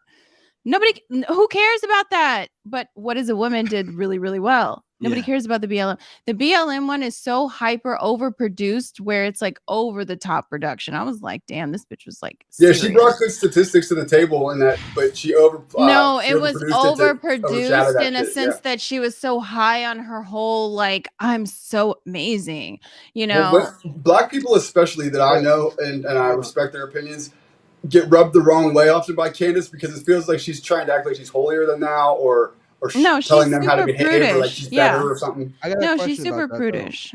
What? I got a question real quick. So, Layla, do you think that? I'll be honest. I saw the documentary. I thought it was fantastic, but I think it was released at the wrong time. Yeah, That it makes sense bombed. Yeah, it bombed. It bombed, and because it was like they didn't release it. Whatever it yeah, bombed. if that would have came out like in early 2021 or maybe like late Yeah, 2020, it would have before Yeah, she What missed is the a wave. Woman? She was Yeah, exposing Black Lives Matter before anybody I can that's recall. great. And But if she would have released it around that time, it would have actually maybe landed. regardless, she didn't get the clout. Now she's chasing this clout. Now, what's funny to me Good point. It makes sense. is this is the thing. Tucker Carlson did an amazing interview. Okay. We all know that people do bad things, whatever. He's obviously in the industry. Tate is obviously in this industry. So anything that comes out about him is like not shocking. It's like he's a pimp. Like, what do you expect? Like, it's not that shocking. So he's not being hypocritical. He is what he is. He didn't give us anything that we weren't expecting of him. Yeah, Yeah, it's I just got that you. But people don't Candace is the understand the industry, so they think, "Oh my God, he's doing all this," and it's like he already said it. So the Tay thing with Tucker Carlson, great, elevate the message, rebrand.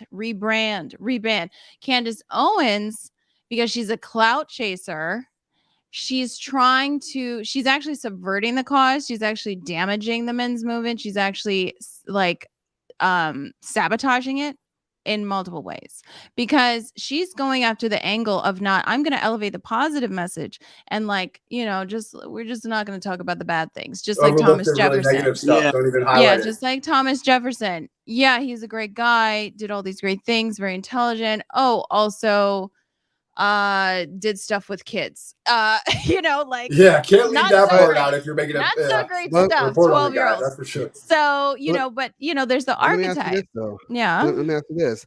Don't you think that it's kind of hypocritical because if the right is going to get on Andrew Tate, these are the same it's these are the totally same people in- on the right. Yeah, these are the same folks on the right who championed Donald Trump, and he said that I'm not trying to sound like CNN, but he said and joked that he grabs women by the Based. context was. Oh What I'm shit. saying, Good- yeah. Listen, Yeah. I already know what the whole context is. I've argued this point a lot of times, but he's made that comment. He's even said comments as He said if they Ivanka let wasn't you. no, but my point is that even though he joked about it and said they let you, I the whole context, I know when you're a celebrity, women can throw themselves at you. It's what it is. But he made that comment, and then he made a comment on The View before he was even president, where he said, if Ivanka wasn't my daughter, I would date her. And that's actually literally what he said word for word. My point is that if he's saying stuff like that, and then there's like there's these alleged things about that old chick, Carol, whatever her name is, and then things about the beauty pageant where he went to go see 13-year-olds and looked at them when they wasn't getting dressed. If there are those things about him, but we still support him, why would the right be that angry with Andrew Tate when they support a guy who has just as a No, but the thing is they're not angry with him. The point is they're not angry with him, but with Candace, it's hypocritical because she's so against porn. She's like back to back to back against. She's attacking all the women in porn. She's literally attacking Instagram models. Okay, she's saying that they're horrible and all this thing, but then she's going to fly over and talk about, oh, well, yeah, you know, you were just doing what you had to do, just like Jay-Z doing what you have to do. Like, what? No, So he has so, like money. so Like, she he didn't has have to do what he had to do.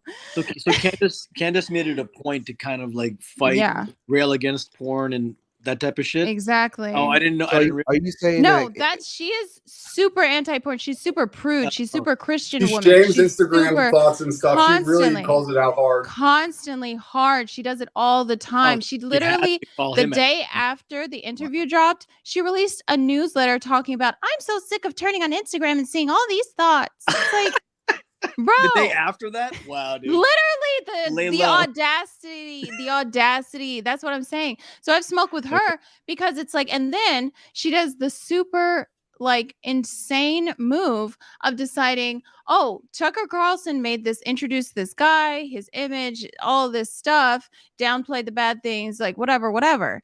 Everybody walked away feeling like positive about the core message that he has, because that's what all the men are drawn to, the core message. They're not thinking about him being a pimp. Okay. Yeah.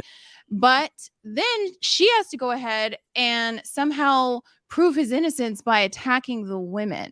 Like, that's never a good look. Like, ever. She's giving him grace, but Layla, I think you brought up an interesting point of her hypocrisy.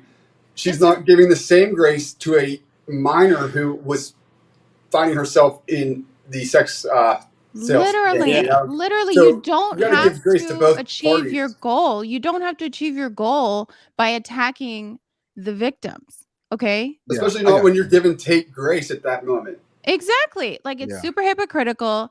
It makes you seem like you're attacking victims. She literally did not expose the guy who was convicted with one of the girls. Like, the guy was convicted, actually went to jail because he was dealing with underage girls, because she was underage at the time, and two girls, like her and another girl.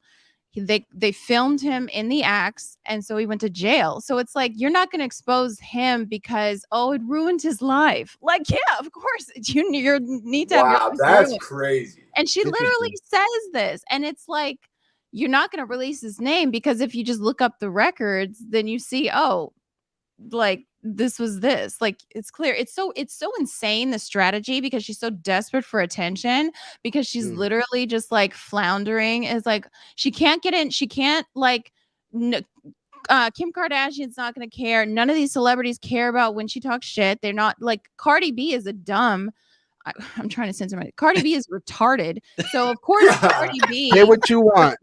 No, of course Cardi B is going to respond when you run your mouth so you can release your book, because that's when she wanted to release her book, so she was running her mouth and like staging with Cardi B. Kim Kardashian's not going to respond. All these celebrities. So she doesn't have these outlets. She sits talking shit about people all day. So she has to, of course, come into this like, oh, I'm going to clout chase Andrew Tate. Like, it's so desperate. And it's ultimately, again, it's also hypocritical. She's talking about women need to shut up and let men lead. It's like, yeah, you need to shut up and let Tucker Carlson handle it. Because you I was just gonna say the fact that Tucker Carlson did an interview with Andrew Tate, and that was a fantastic interview. But by the way, it was fantastic. Yeah, and then Candace Owens does it, and it's like she gets the backlash, but not Tucker. Then you have Candace Owens. No, because BLM. Tucker's not this like, I hate porn and all these whores like constantly every day.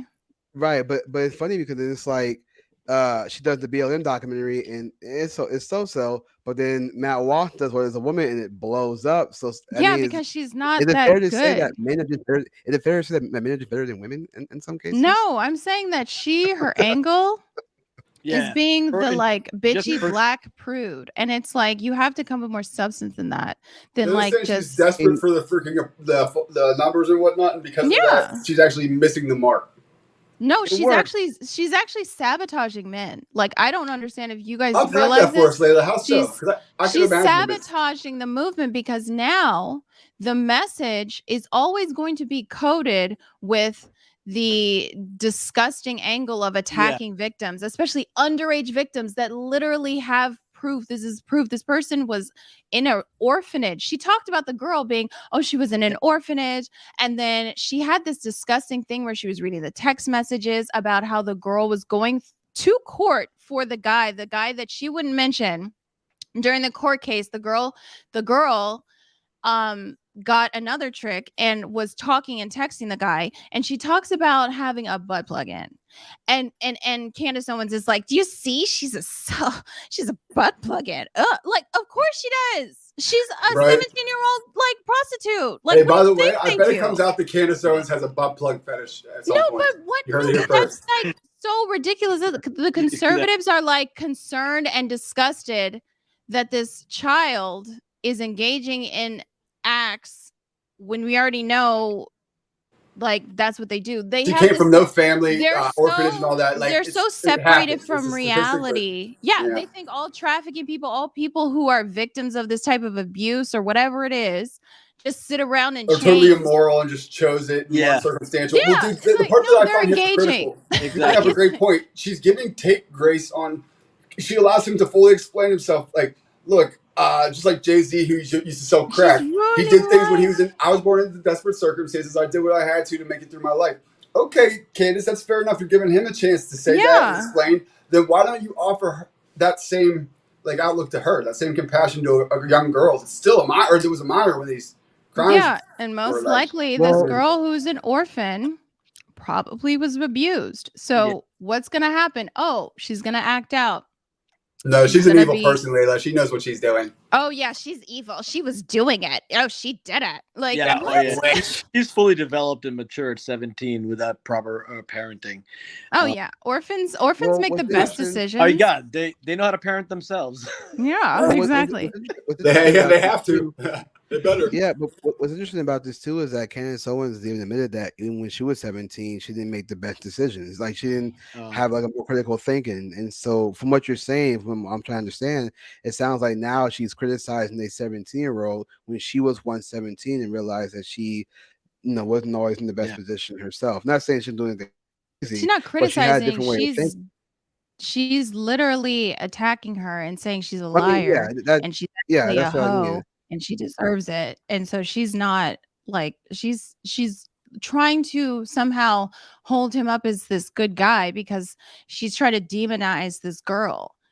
Like, no, that's not a strategy, because look what's going to happen in the future. The left, because the reactionary right, which she totally is just showing, hey, I'm going to react and I'm going to be negative in this way. And so the left can say, look, throw out all the good things they have to say, because look, they're supporting child sex trafficking. Like, they're like demonizing this girl who's obviously traumatized. Like, it's insane. It's an insane strategy. It's a bad strategy, and it's completely pointless. It's not necessary. Like, Tucker Carlson did a great interview. Just let it go. Yeah, and also, like, to say what you're saying from a different angle, Layla, it's like, you're attacking the victims, and two, if you don't critically examine this whole webcam porn thing properly, then no one who has a kind of an educated, rational mind could ever look at your view on Tate as worthy of listening to for even a moment. You have to address it as a mature adult. We're not 18-year-old boys. Like, yeah, she's fucking naked. She does what I want. Yeah, I control her mind with like my dick. This is psychotic. It is psychotic, and this is what they've. It's degeneracy. It's degeneracy, and only 14 to like 19-year-old boys who are immature, somewhat incel-y like, would really, really gravitate towards that. Unfortunately, that's most of them, because they're all online right now, just giving money to NPC TikTok chicks. So that's the unfortunate reality, is that there is an audience for this kind of behavior. And so if you're a mature adult, you should put him, he is not alpha and omega of masculinity. He is not hyper masculine, hyper intellectual. It's just everyone else is dumb, and most of them are kind of like inverted pussies online. So he comes off as really, quite contrasted relative to them. But yeah, so I think he does a disservice for sure. I think he does a major disservice. But it just sounds like we're trying to like put down masculinity when we kind of say that, because he's already conditioned people so well. So that goes to my question. The brand can be saved, though, is what I'm trying to say. The brand can be saved. She's just sabotaging it, and the brand can be saved. And like just hurry up and clean up the brand as quickly as possible and just like keep it pushing. You know what I mean? Yeah. Yeah. And also one more Well- point. I just love that these women who are the most masculine and the most loudest in the room are always condemning women. I just love it. It's like if I knew you were gonna can't say shut, that. Move you into your can't feminine. shut up for 5 minutes. You can't shut up for 5 minutes for this dude to like take over. You have to jump in like 2 weeks later or a week. Like what was it? Like a 9 days? Like shut up. She's like, repeal the 19th. Not my right to vote. I'm gonna vote, but all you Well, got. that kind of. I mean, I'm gonna pose this question, but it reminds me of just Pearly things. I used to watch her Yeah. content, but like now she's saying things like women shouldn't vote, blah blah blah, and all this stuff about women. But yet she's the very same thing that she rails against. She works. She's I don't like 26 years hypocrisy. old. She got a lot Yeah, to like say. Could I maybe like play a defense lawyer for her here in the Well, sense that hold maybe on. Hold up. I was gonna make this point real quick. Hold on, I was gonna make this point. Sorry, Nick. I was gonna make this point real quick. I was gonna say with Pearly things, there is a lot of hypocrisy when it comes to her. She's talking about women should get back in the kitchen, women shouldn't vote. Period 19. But she works. She's making money. She's 26 years old. She has no boyfriend. She's not married. She's not having kids. So all the things she tells women to do, she's not doing. So it does come off. I'm not saying she is, but it comes off like a grift where she knows how to grift people, but she's not living what she's preaching. But there might be good reason for that. Is that is like defense lawyer argument I would claim like she has a career that she got going and she found her niche and it started to blow up and become a massive success, and so she ran with that. But obviously, to run with that, she has to keep in the career, and maybe the right man's just not gonna court her because she's Yeah, a of career course, woman. when you're running, you're getting run through by your like Nigerian staff. I don't. Well, I was gonna say I hate to can't say do this, this Nick, again. but that sounds like excuses to me. That sounds like excuses for Pearl because it's not excuses. It's just being like realistic. Bro, if you ask What? me, There's like, no good men. Where are all the good men? Is that what she's asking? No, I'm saying the fact she's a career woman. She's on social Nigeria. media. She's a famous influencer that makes a lot of money. Me and many other men aren't going to ever give her the time today. Yeah, but Nick doesn't have many options. Probably more than as many as you might think.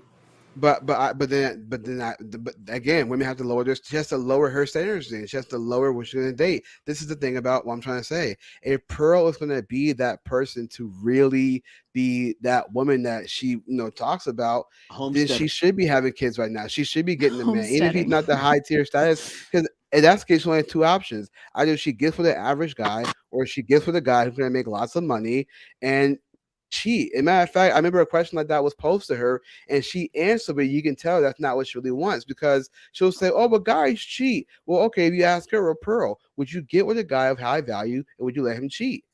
She'll answer, but it'd be like more of a hesitancy. I saw her answer this question before, and there was a slight hesitancy because she doesn't really want that.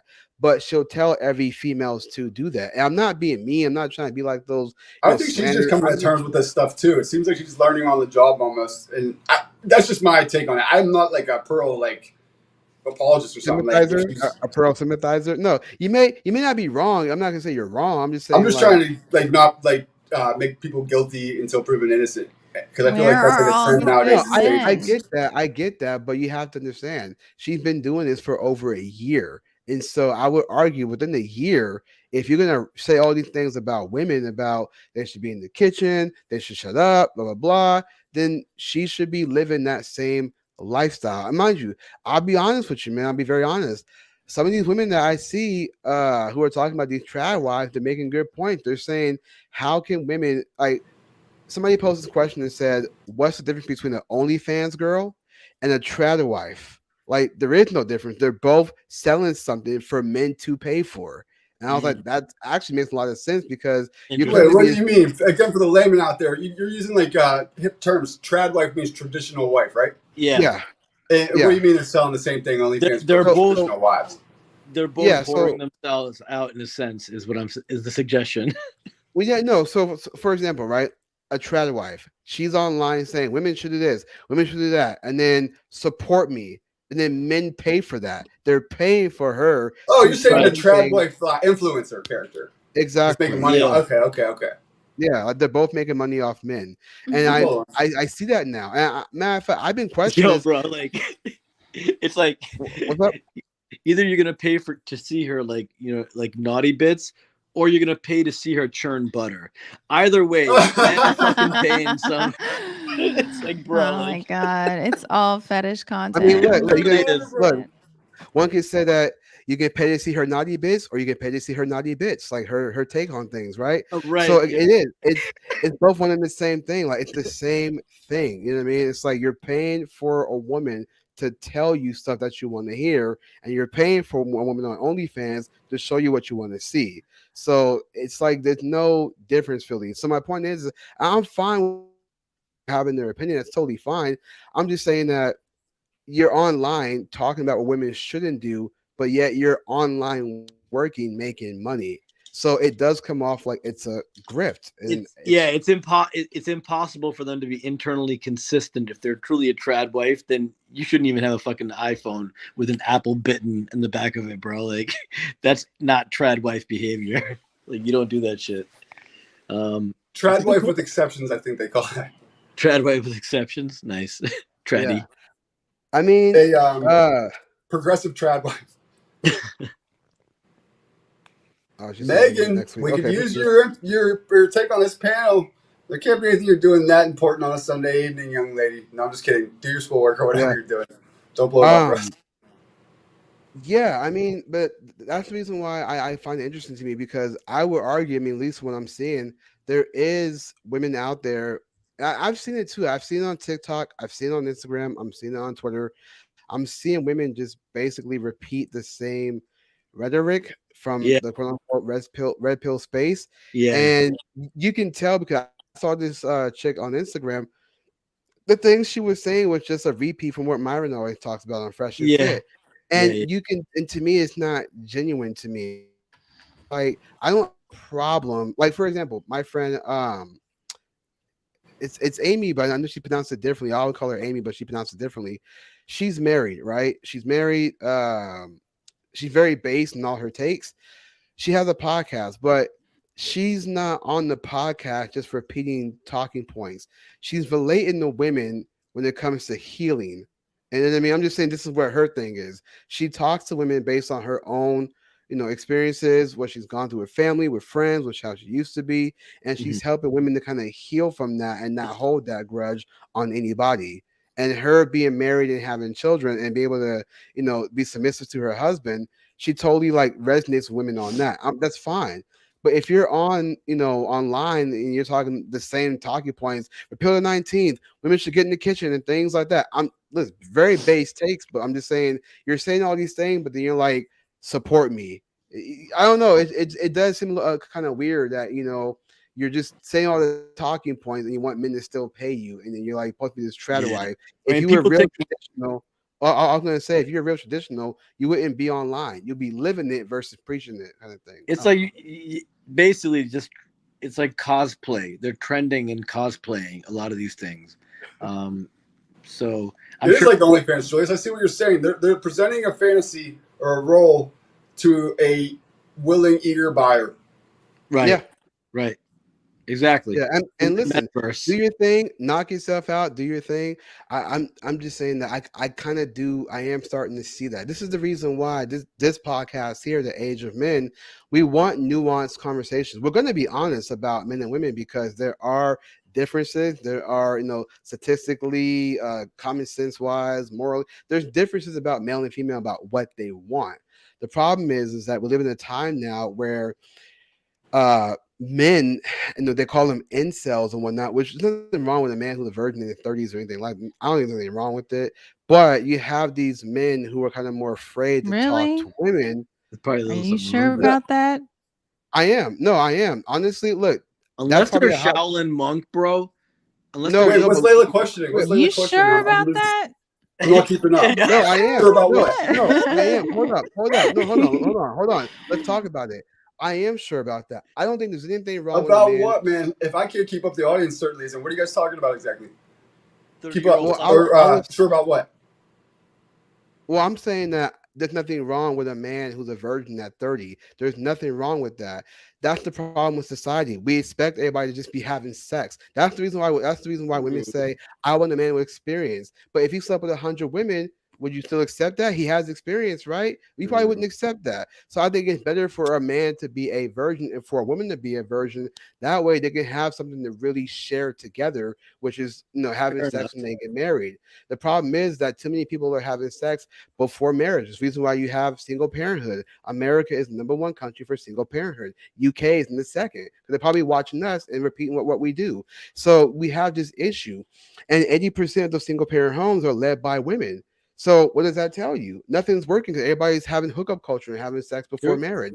And That's so you're getting all these divorces, you're getting these single parenthood, the kids suffer, you're getting stepdads, you're getting stepmoms, nothing's Julius, working bro, out. by the way, I hate to interrupt you, but your computer's overheating and your signal's cutting out real bad. Just so you know, we're at the top of the hour if you want to end it soon, but that's the second time it's happened. It might. Can you guys hear me okay? I You're got back you. now. Okay. You're back now, but it might get worse. Just be aware. Okay. Wait, is it bad right now? Can you hear No, anything you're I'm good. You're saying? good. You're good. It's I only heard happened you. twice, but it was two Yeah. significant times. Okay. Okay, probably going back and forth like this. And I was like, whoop, whoop, whoop, whoop. No, dude. You're frozen. You're overheating or something. That's what's going. Like the StreamYard or whatever is freezing up. Yeah. Because it's everybody. Everybody's freezing. Like the other panelists too. Okay. And my screen. Yeah. Well, yeah, I mean, but basically what I'm saying is that I just think that there's nothing wrong with men being virgins. I think men should be virgins before they should wait until they get married. I think both male and female should be virgins. Once you give your body up, I mean, for men it becomes addicting because it's like, oh, now I got some. Now they want more. They want no job, and then it gets to a point where the sex becomes boring. Now they want threesomes. Now they're willing to do it with other dudes. Just So I hear your points. Oh, shit. Okay, I definitely hear your points, but this is a good opportunity to ask Layla. Hold on, Nick. I'm not saying sex. I'm talking about like it'd be like a bunch of guys and one girl. I got like you. that. Orgies. I get you, man. They're gonna look for bigger thrills, bigger kicks, and I get all your points you're making, but I think this is an opportunity to ask Layla, is that like an unattractive feature of a man? Like, they make a joke about the 40-year-old virgin movie. Is it like undesirable for a man to be a virgin later in life for a woman, do you think? I don't know. I think that you can't go with the extremes. Like you give two like really extreme examples, like 100 women or like a virgin. Like I don't want to. So okay, here's how I'd There's ask always it. about Here's how I'd ask it. balance. Would you sooner There's have a guys out there virgin who or a man separate. who has too many bodies according to your standard of too many? Again, it's an extreme. I don't want anybody in an extreme. I No, want but to if you had buy to pick somebody one, who's. which is worse? I got you. I Hold on, wouldn't hold on, pick I got either you. of them. Yeah, I got you though. I got you. Both extremes indicate a potential pathology in some. So the virgin is Yeah. an extreme that's not good. Yeah. Wait, but hold on. It's just not good Okay. as well, and the other guy is not good as well either. If it's like too extreme. But hold on. Let me ask this: do you think Mhm. that it's better for men and women to be virgins, or do you think people should have experience before when they get by the time that they get married? Should they have experience or should they be virgins? Who are you asking Honestly, me? I don't see any problem with premarital sex. I don't see why it's I a do. problem. I think it's a big problem. I just don't think it's a big deal. Like, it all depends on the culture and what standards the culture is going to enforce. So if the I mean, culture we're talking is about American culture. degenerate, yeah, and if American culture has just become this super degenerate place where it's like, oh my God, everybody like give up, don't focus on marriage, don't focus on family. But if the culture is like focus on marriage and focus on family, people will always do it. It's never going to go away. You just have to create the right reinforcing factors in the society to make sure it is directed in the way that you want to do, where you're promoting the things you want to promote. Like if you know people are automatically going to do it, then you have a culture that's like going to focus on having family, going to shame people sufficiently, going to make sure, they have the ultimate goal is achieved. So it's like, it's kind of hard because it is like an overwhelming biological thing, like that can't really be undone because it has prominence. So I don't even think it's like possible. The point I find interesting here, if I can just interject, is that men often covet virgins. In fact, in the Middle East and whatnot, like they're set up with women as such. But it sounds to me, you're not the only woman I've heard say this, that it's an undesirable feature for a man to be a virgin to women. Is that would you say that's generally true? No, not necessarily. I'm just saying here, if you're talking about the Middle East and a guy is like No, the very Western world, I religious. guess. Like, I mean, even us Western guys, I think we would prefer less compared to more if we had to pick. We would want Yeah, to be but to a virgin like, versus a hoe. but like, what kind of guy is like, oh, I need to like marry this virgin? Like, what kind of guy is doing that? No, I'm I just Like on saying mean, average. it's more valued. It's me, more desirable. I'm doing that. Real quick, I want to address Megan's comment. She said, "Love how guys say they test drive the car unless it's a on the spot." I would argue it's women saying that they want to test drive the car. I often hear, and throughout my lifetime, it's anecdotal, but I've often heard women say they want to test drive the car. I think it's a big problem with sex before marriage because I think it comes with a lot of baggage. It comes with drama and trauma, especially when people are dating like single parents and things like that, or even people who don't have kids and they had all these, bodies on them, whether it's They one, got bodies. yeah, I mean, whether That's it's so one, funny. whether Body it's 10. I mean, Like I they're an would assassin argue, or something, murdering. I know What? they got right, like all but these bodies. Like, yeah, dude, he's all these got a lot bodies. of bodies. I Like, dropped okay. 50. I mean, to me, it seems like I would argue that it's men who want a woman to be close as pure as possible, and it's women that want a man who's experienced because they always say, "Well, if we get married, I want to, have bad sex." But that's the thing: if both of you guys are virgins, that should be an experience you guys both No, share I think it's together. hot. I think it's hot. Like, if the guy is like very disciplined and he is religious, that's super hot. That's like a total thing. Okay, that's what I was trying to dig at. That's Is kinda there a what way I that was- it can be Depends on perceived as it depends on how you're like viewing it. Yeah, if you're like, ladies. if you're driven by like what you All about the role play. No, I'm sorry. no, I wasn't saying. I think Layla's trying to tell us something. If you have, No, I'm joking. I'm trying to be entertaining. I mean, Well I'm done, just- Layla. Bravo. you see your, I your, agree. your boyfriend's finger doing this. I agree. I think that basically, like, yeah, I lost my train of thought. So we were talking about On the virginity being boyfriend's attractive finger, more huh? so The for men than boyfriend's finger doing women, this, but then No, Layla brought I it think full there's a circle. way That to, maybe like, that's not true. Maybe women find it that way too.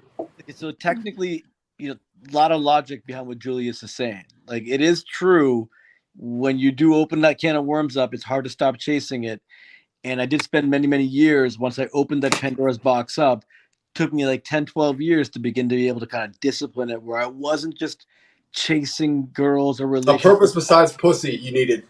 Yep. It was idiotic, dude. A greater purpose than pussy. And I'll tell you this, right? So what ends up happening is, I was kind of a meditative, spiritual guy beforehand, but pussy had turned into a spiritual pursuit on its own. And I had justified it in many idiotic ways, like, oh, I'm studying Tantra, or I was just bullshitting myself. You get what I'm saying, dude? You bullshit yourself. So you like had a fake pursuit of spirituality to justify your pursuit of pussy? I thought it wasn't fake, obviously, at the time. Right, but you convinced yourself of it. Yeah. I believed my own bullshit, and subconsciously, I was chasing.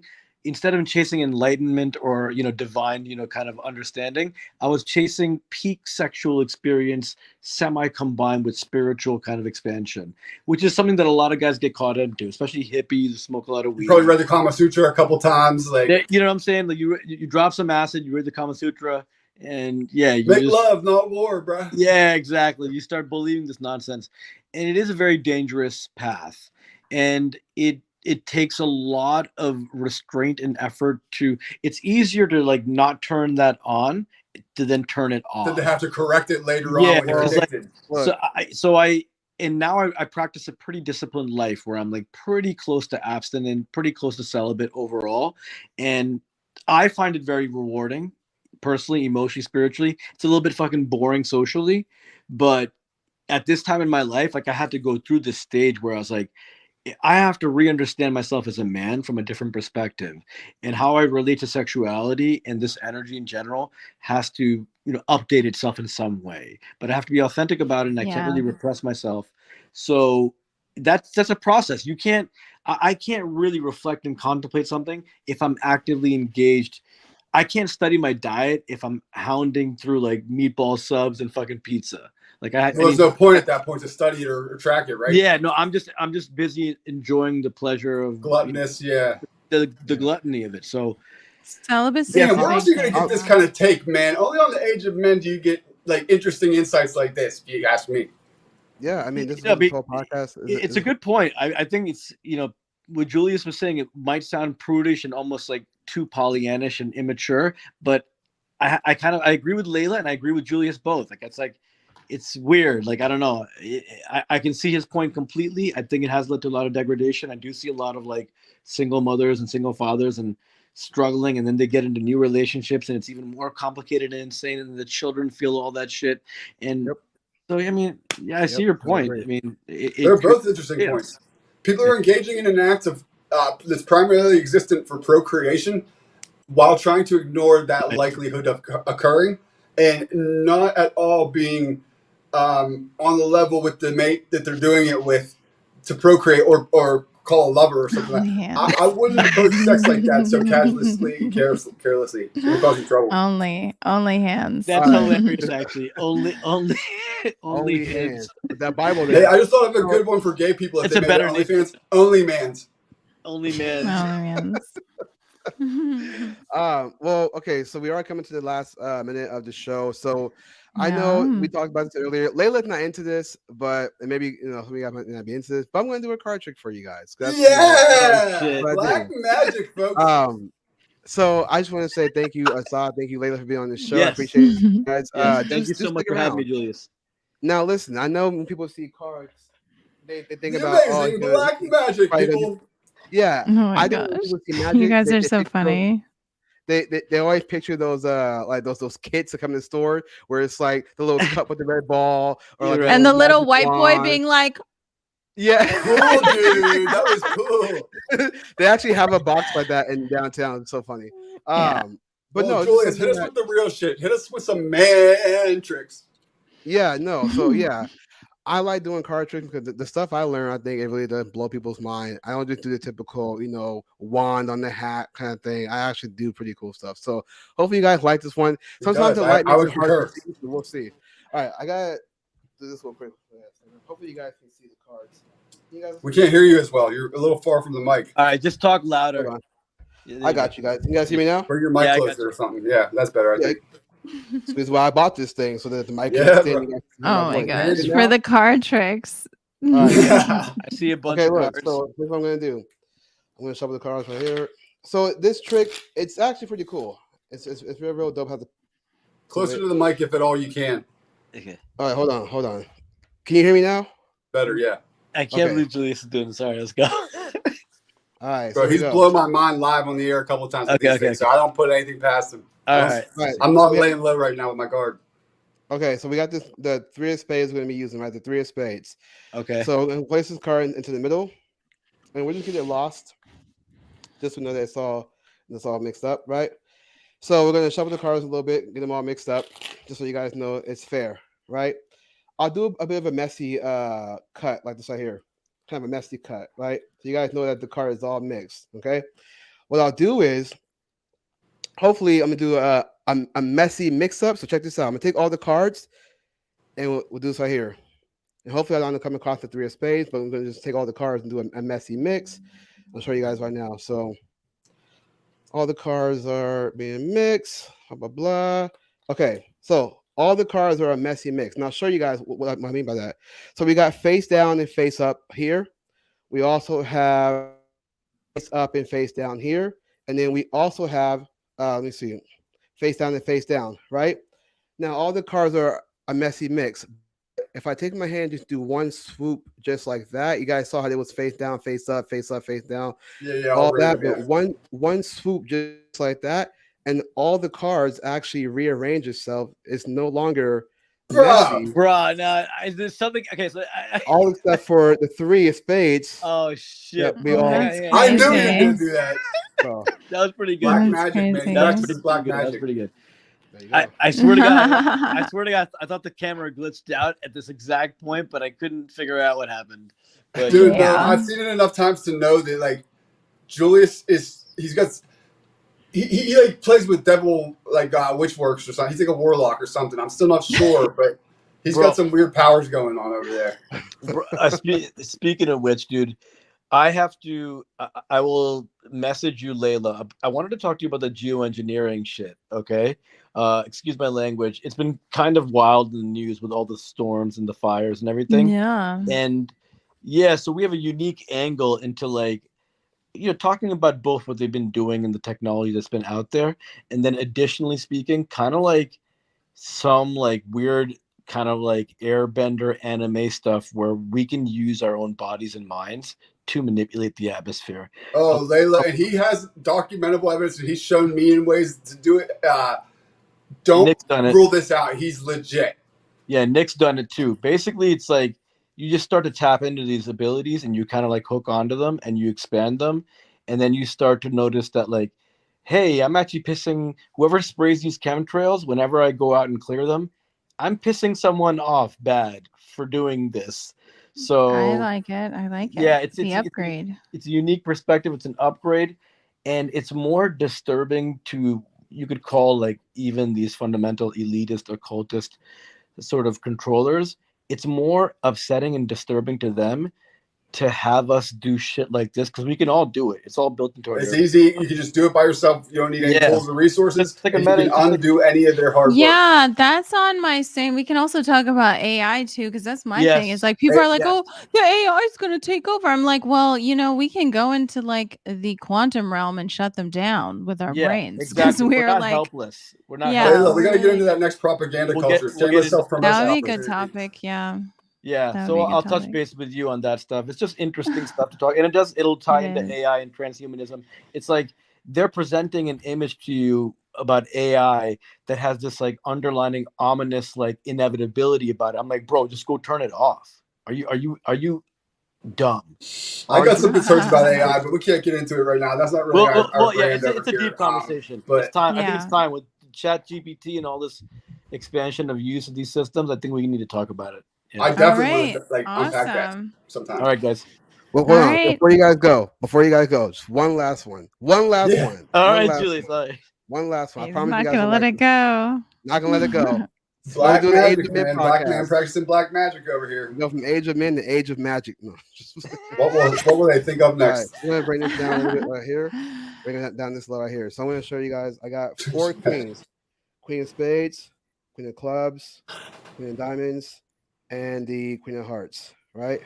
So what I'm going to do is, the whole point is to make every queen turn over without you seeing me. Ready? Look, I do one move. You guys see it? No. Happened. See, ready as I'll ever be, though. The Queen of Clubs, Queen of Hearts. Okay. And the Queen of Spades turns over, Queen of Diamonds, right? Okay. Look, if I shake it, did you guys see it again? Yeah. Another bro. And then the actually Queen of Clubs gets turned over. So look, if I twist, if I twist the cards like this, the one move just like that. See, the Queen of Clubs comes back, and now it's the Queen of Diamonds that's turned over, right? And again, if I just do one move just like that, see, now the Queen of Diamonds comes back, and it's the Queen of Hearts that's turned over, right? So look, I can do this a numerous amount of times, right? If I take all 3 cards of the queens and I just shake the entire deck just like that, see what happens is all 4 queens actually come back to normal. Bro, sorcery, man. Some wizardly warlock shit's going on over there in Julius' area. Bro. Amazing, bro. I gotta give you. That's crazy. Yeah, that was really good. It alarms me. It scares me because I don't know how you do what you do. I feel like one of the women that you were talking about earlier that don't like when you show the magic. I'm like all put by it. But done. Can you guys keep a secret? No. We're on a public forum, but yes, we can. Well, so can I. I knew you were going to do it. This is a dude. I had to bite my tongue not to ruin your punchline there. We should not have fallen for that. Sean said Julius needs to repent. All right, well, bro, honestly. Yeah, Sean, he's doing sorcery. If you're trying to be all religious and traditional, you need to stop with this magic. Don't worry, Sean. I got my Bible. It's all good. I've heard that it takes like a couple sacrifices to Moloch to even get those kind of abilities. So who knows what Julius is doing on his downtime? Shit, bro. I hope that's not true, because then I did it in a past life. No. It's honestly, look, it's all sleight of hand. That's all it is. It's all sleight of hand. Right. And by sleight of hand, I mean Santeria. But it's okay. I'll touch Yeah, no, so I appreciate you guys coming on. I appreciate you guys having the conversation. We definitely want to get this podcast to be bigger than what it is. We know we're going to get to that. Gotta stay humble about it. But this is a podcast where you will get nuanced conversations. It's not going to be like a red pill talking point. We're not trying to do gotcha questions. Don't get me wrong. I still watch Fresh and Fit. I still watch whatever podcast. I still watch these podcasts just to kind of get an idea of like where the conversation is going eventually. But on this podcast, you'll get the nuanced conversation, but you will get the truth at the same time. We're not going to pull any. And you'll also get some intelligent, intellectual women that come on here and actually respect us, and we respect them. And we're looking to understand one another better and have some like serious discussions and dialogues, which I don't really. I sense a lack of that in the red pill movement. Not that I'm super. Yeah, there definitely is a lack of that. I don't sense any of that You need to over go there, so. viral. One of you needs to call me a black bitch and just like, like have some viral clip. You gotta rage. Well, Just we got say the white guys. just say something black derogatory. She's I gotta say a fact, and you gotta rage quit. And I go, see, so how females are. Just get emotional. They hate the truth. Yeah. Or I need to be like, I just make $100,000 doing flower, and then you're like, you stupid bitch, and like that's stupid. Did you see that?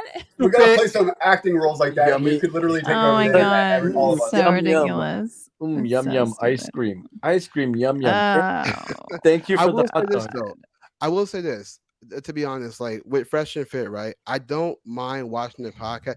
Myron does come with a lot of facts. The only problem is I think people just have an issue with the girls that he brings on, because a lot of the girls They're airheads, man. They're not like intellectuals. Well, that's for sure. I wouldn't say they're airheads. They're perceived that way, I should say. They're presented that way. Perceived that way because again, it comes down to their intellect. If they understand what's going on, then it's like, okay, they get it. Even though they're doing this, they still get what's going on. But at the same time, a lot of these girls, and you gotta think these girls from Miami. We're not talking to girls from like the country. That's what I mean, man. They're just like some Which- club girls that are like solicited on Instagram onto a panel, and they're not necessarily intellectual minds. And that's like the critics like complain about it. I'm not saying that's true. That's just like the view. That's why I like our show, man. You can't ever accuse us of that. Yeah, I mean, we will tell the truth. We will tell the hardcore truth, but we want to have a nuance about it so we kind of understand the point clearly, so we can make our point back. You know what I mean? And just challenge each other. Iron sharpen iron. So, we appreciate you guys. Layla, where can the folks find you at?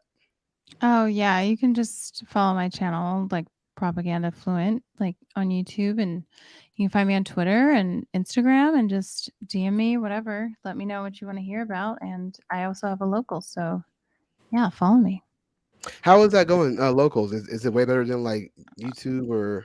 I like it because I can say what I want, and I don't have to censor myself. So Interesting. I like that. That's a major plus. Yeah, because I'm gonna be entering my villain era soon, so I'm ready for it. Nice. So Hitler with Layla, face. I'm gonna be the guy that pulls that out. I want to be along for that ride. Yeah, the villain era has to happen because people are gonna be upset, and it's gonna be like, I'm sorry, your feelings got hurt. I can't wait. Asad, where can the folks find you at? You guys can find me IG Gangstar. They can't find him, man. He's one of the most next to my co-host in crime, yeah. Julius. He's one of the most banned men on Instagram and other social medias. You can't find him, Asad, if you try. Reach out to me. I'll hook you up with him. Yeah. Just ask Nick if you're really interested. It's okay. It's not even because Nick already knows. It's not even worth for me to even try to promote myself. Like, just leave it be. I'll hang out on your shows, have good conversations, and we'll educate each other. And I'm happy with that, basically. Yeah, you guys are always, hey, Layla, Asad, you guys are always wanting to come back. We want to have more folks come on the show so we can have these conversations. To me, I think the politics is short and real quick. The politics is just gets like over and over and over. But I find that the conversation between male and female, even though it may seem like this kind of loop, I think it's still a fascinating conversation because I learned from what Layla said about the Candace Owens thing. I would have not really emphasized or focused on that point as relevant on my own, even though I knew Andrew Tate was a fraud, but I wouldn't have like thought about it. You get me? Like, yeah, that's why I talk about propaganda. I analyze it like to the point where you actually can understand what's attacked. It's all about it's not about morality. It's about how do I achieve my goal. So they play the game very well, and Layla knows it and dissects it. And our new brand, Propaganda Culture, which y'all got to keep an eye out for. Yeah, that's talk coming about the culture of Tuesday. propaganda and how it influences. Yeah, I think we're gonna do episode Tuesday. Yeah, girl, I'm hell yeah. excited. I'm Definitely. excited for that because every time Oh. it's really funny, and I feel so proud that I can like legit traumatize people. Oh Like yeah, you'll she see got some me last stuff. time. Actually, she shook my cold heart. Yeah, you'll see some stuff. Also, too, Cliffhanger, folks. That's what they call a cliffhanger in the business. yeah, It is. Layla, I want to get you on my YouTube as well. Today with Julius, Yeah. an interview with you. And folks Yeah, know who you are. I know. I want to do the the like two wings of the same bird discussion, like I'm how down with the that. I'm so down with that. the extreme red pill is like the same as the extreme like feminist. So Yeah. it's like Okay. the No, it has to be talked about. Yeah, the it's true. same thing. It is the Yeah. same thing. I had I'm like down to talk about I that. love that. We should, Yeah. yeah. So whenever you're available, just let me know, and that'd be a great conversation. I I think know, I had it'll like be a I had a interesting. for corny sure. I had a corny meme where I thought I was being intelligent. I was like, red pill, blue pill. I took them both. Or no, I took the purple pill instead. Like royalty, Illuminati, they're Illuminati. Nice. I came up with the Mm. placebo pill tonight, and Layla seems to think that's I a like winner. that. I like the I placebo like that. pill. The placebo pill is the best one, dude. Just give them the placebo pill and shut them up. Like, The placebo pill movement, man. Just whatever they Yeah. think, let them have it. But yeah, we All right. appreciate you all. We appreciate you all. You guys can find Hey, us on. terrible static now on this end, Julius. Let's wrap it up. All right. Is All it? right, Is it? Bye, that's guys. God's is it bad? sign, man. It sounds so bad as an audio engineer. I have All right, such we're pet outta here. peeves about that stuff. Really? Does it sound bad? I'm telling you, it's just staticky, and we're at the end of the show. Let's just wrap it, bro. Oh, Please. all right. See you guys. I don't want to resolve it right now. Like, I don't know what it is, but it doesn't matter. All right. See y'all next week. God bless you all. Take care. Have a good one. Bye, guys. See ya. Peace. Thanks, Layla. See ya. We love you all out there.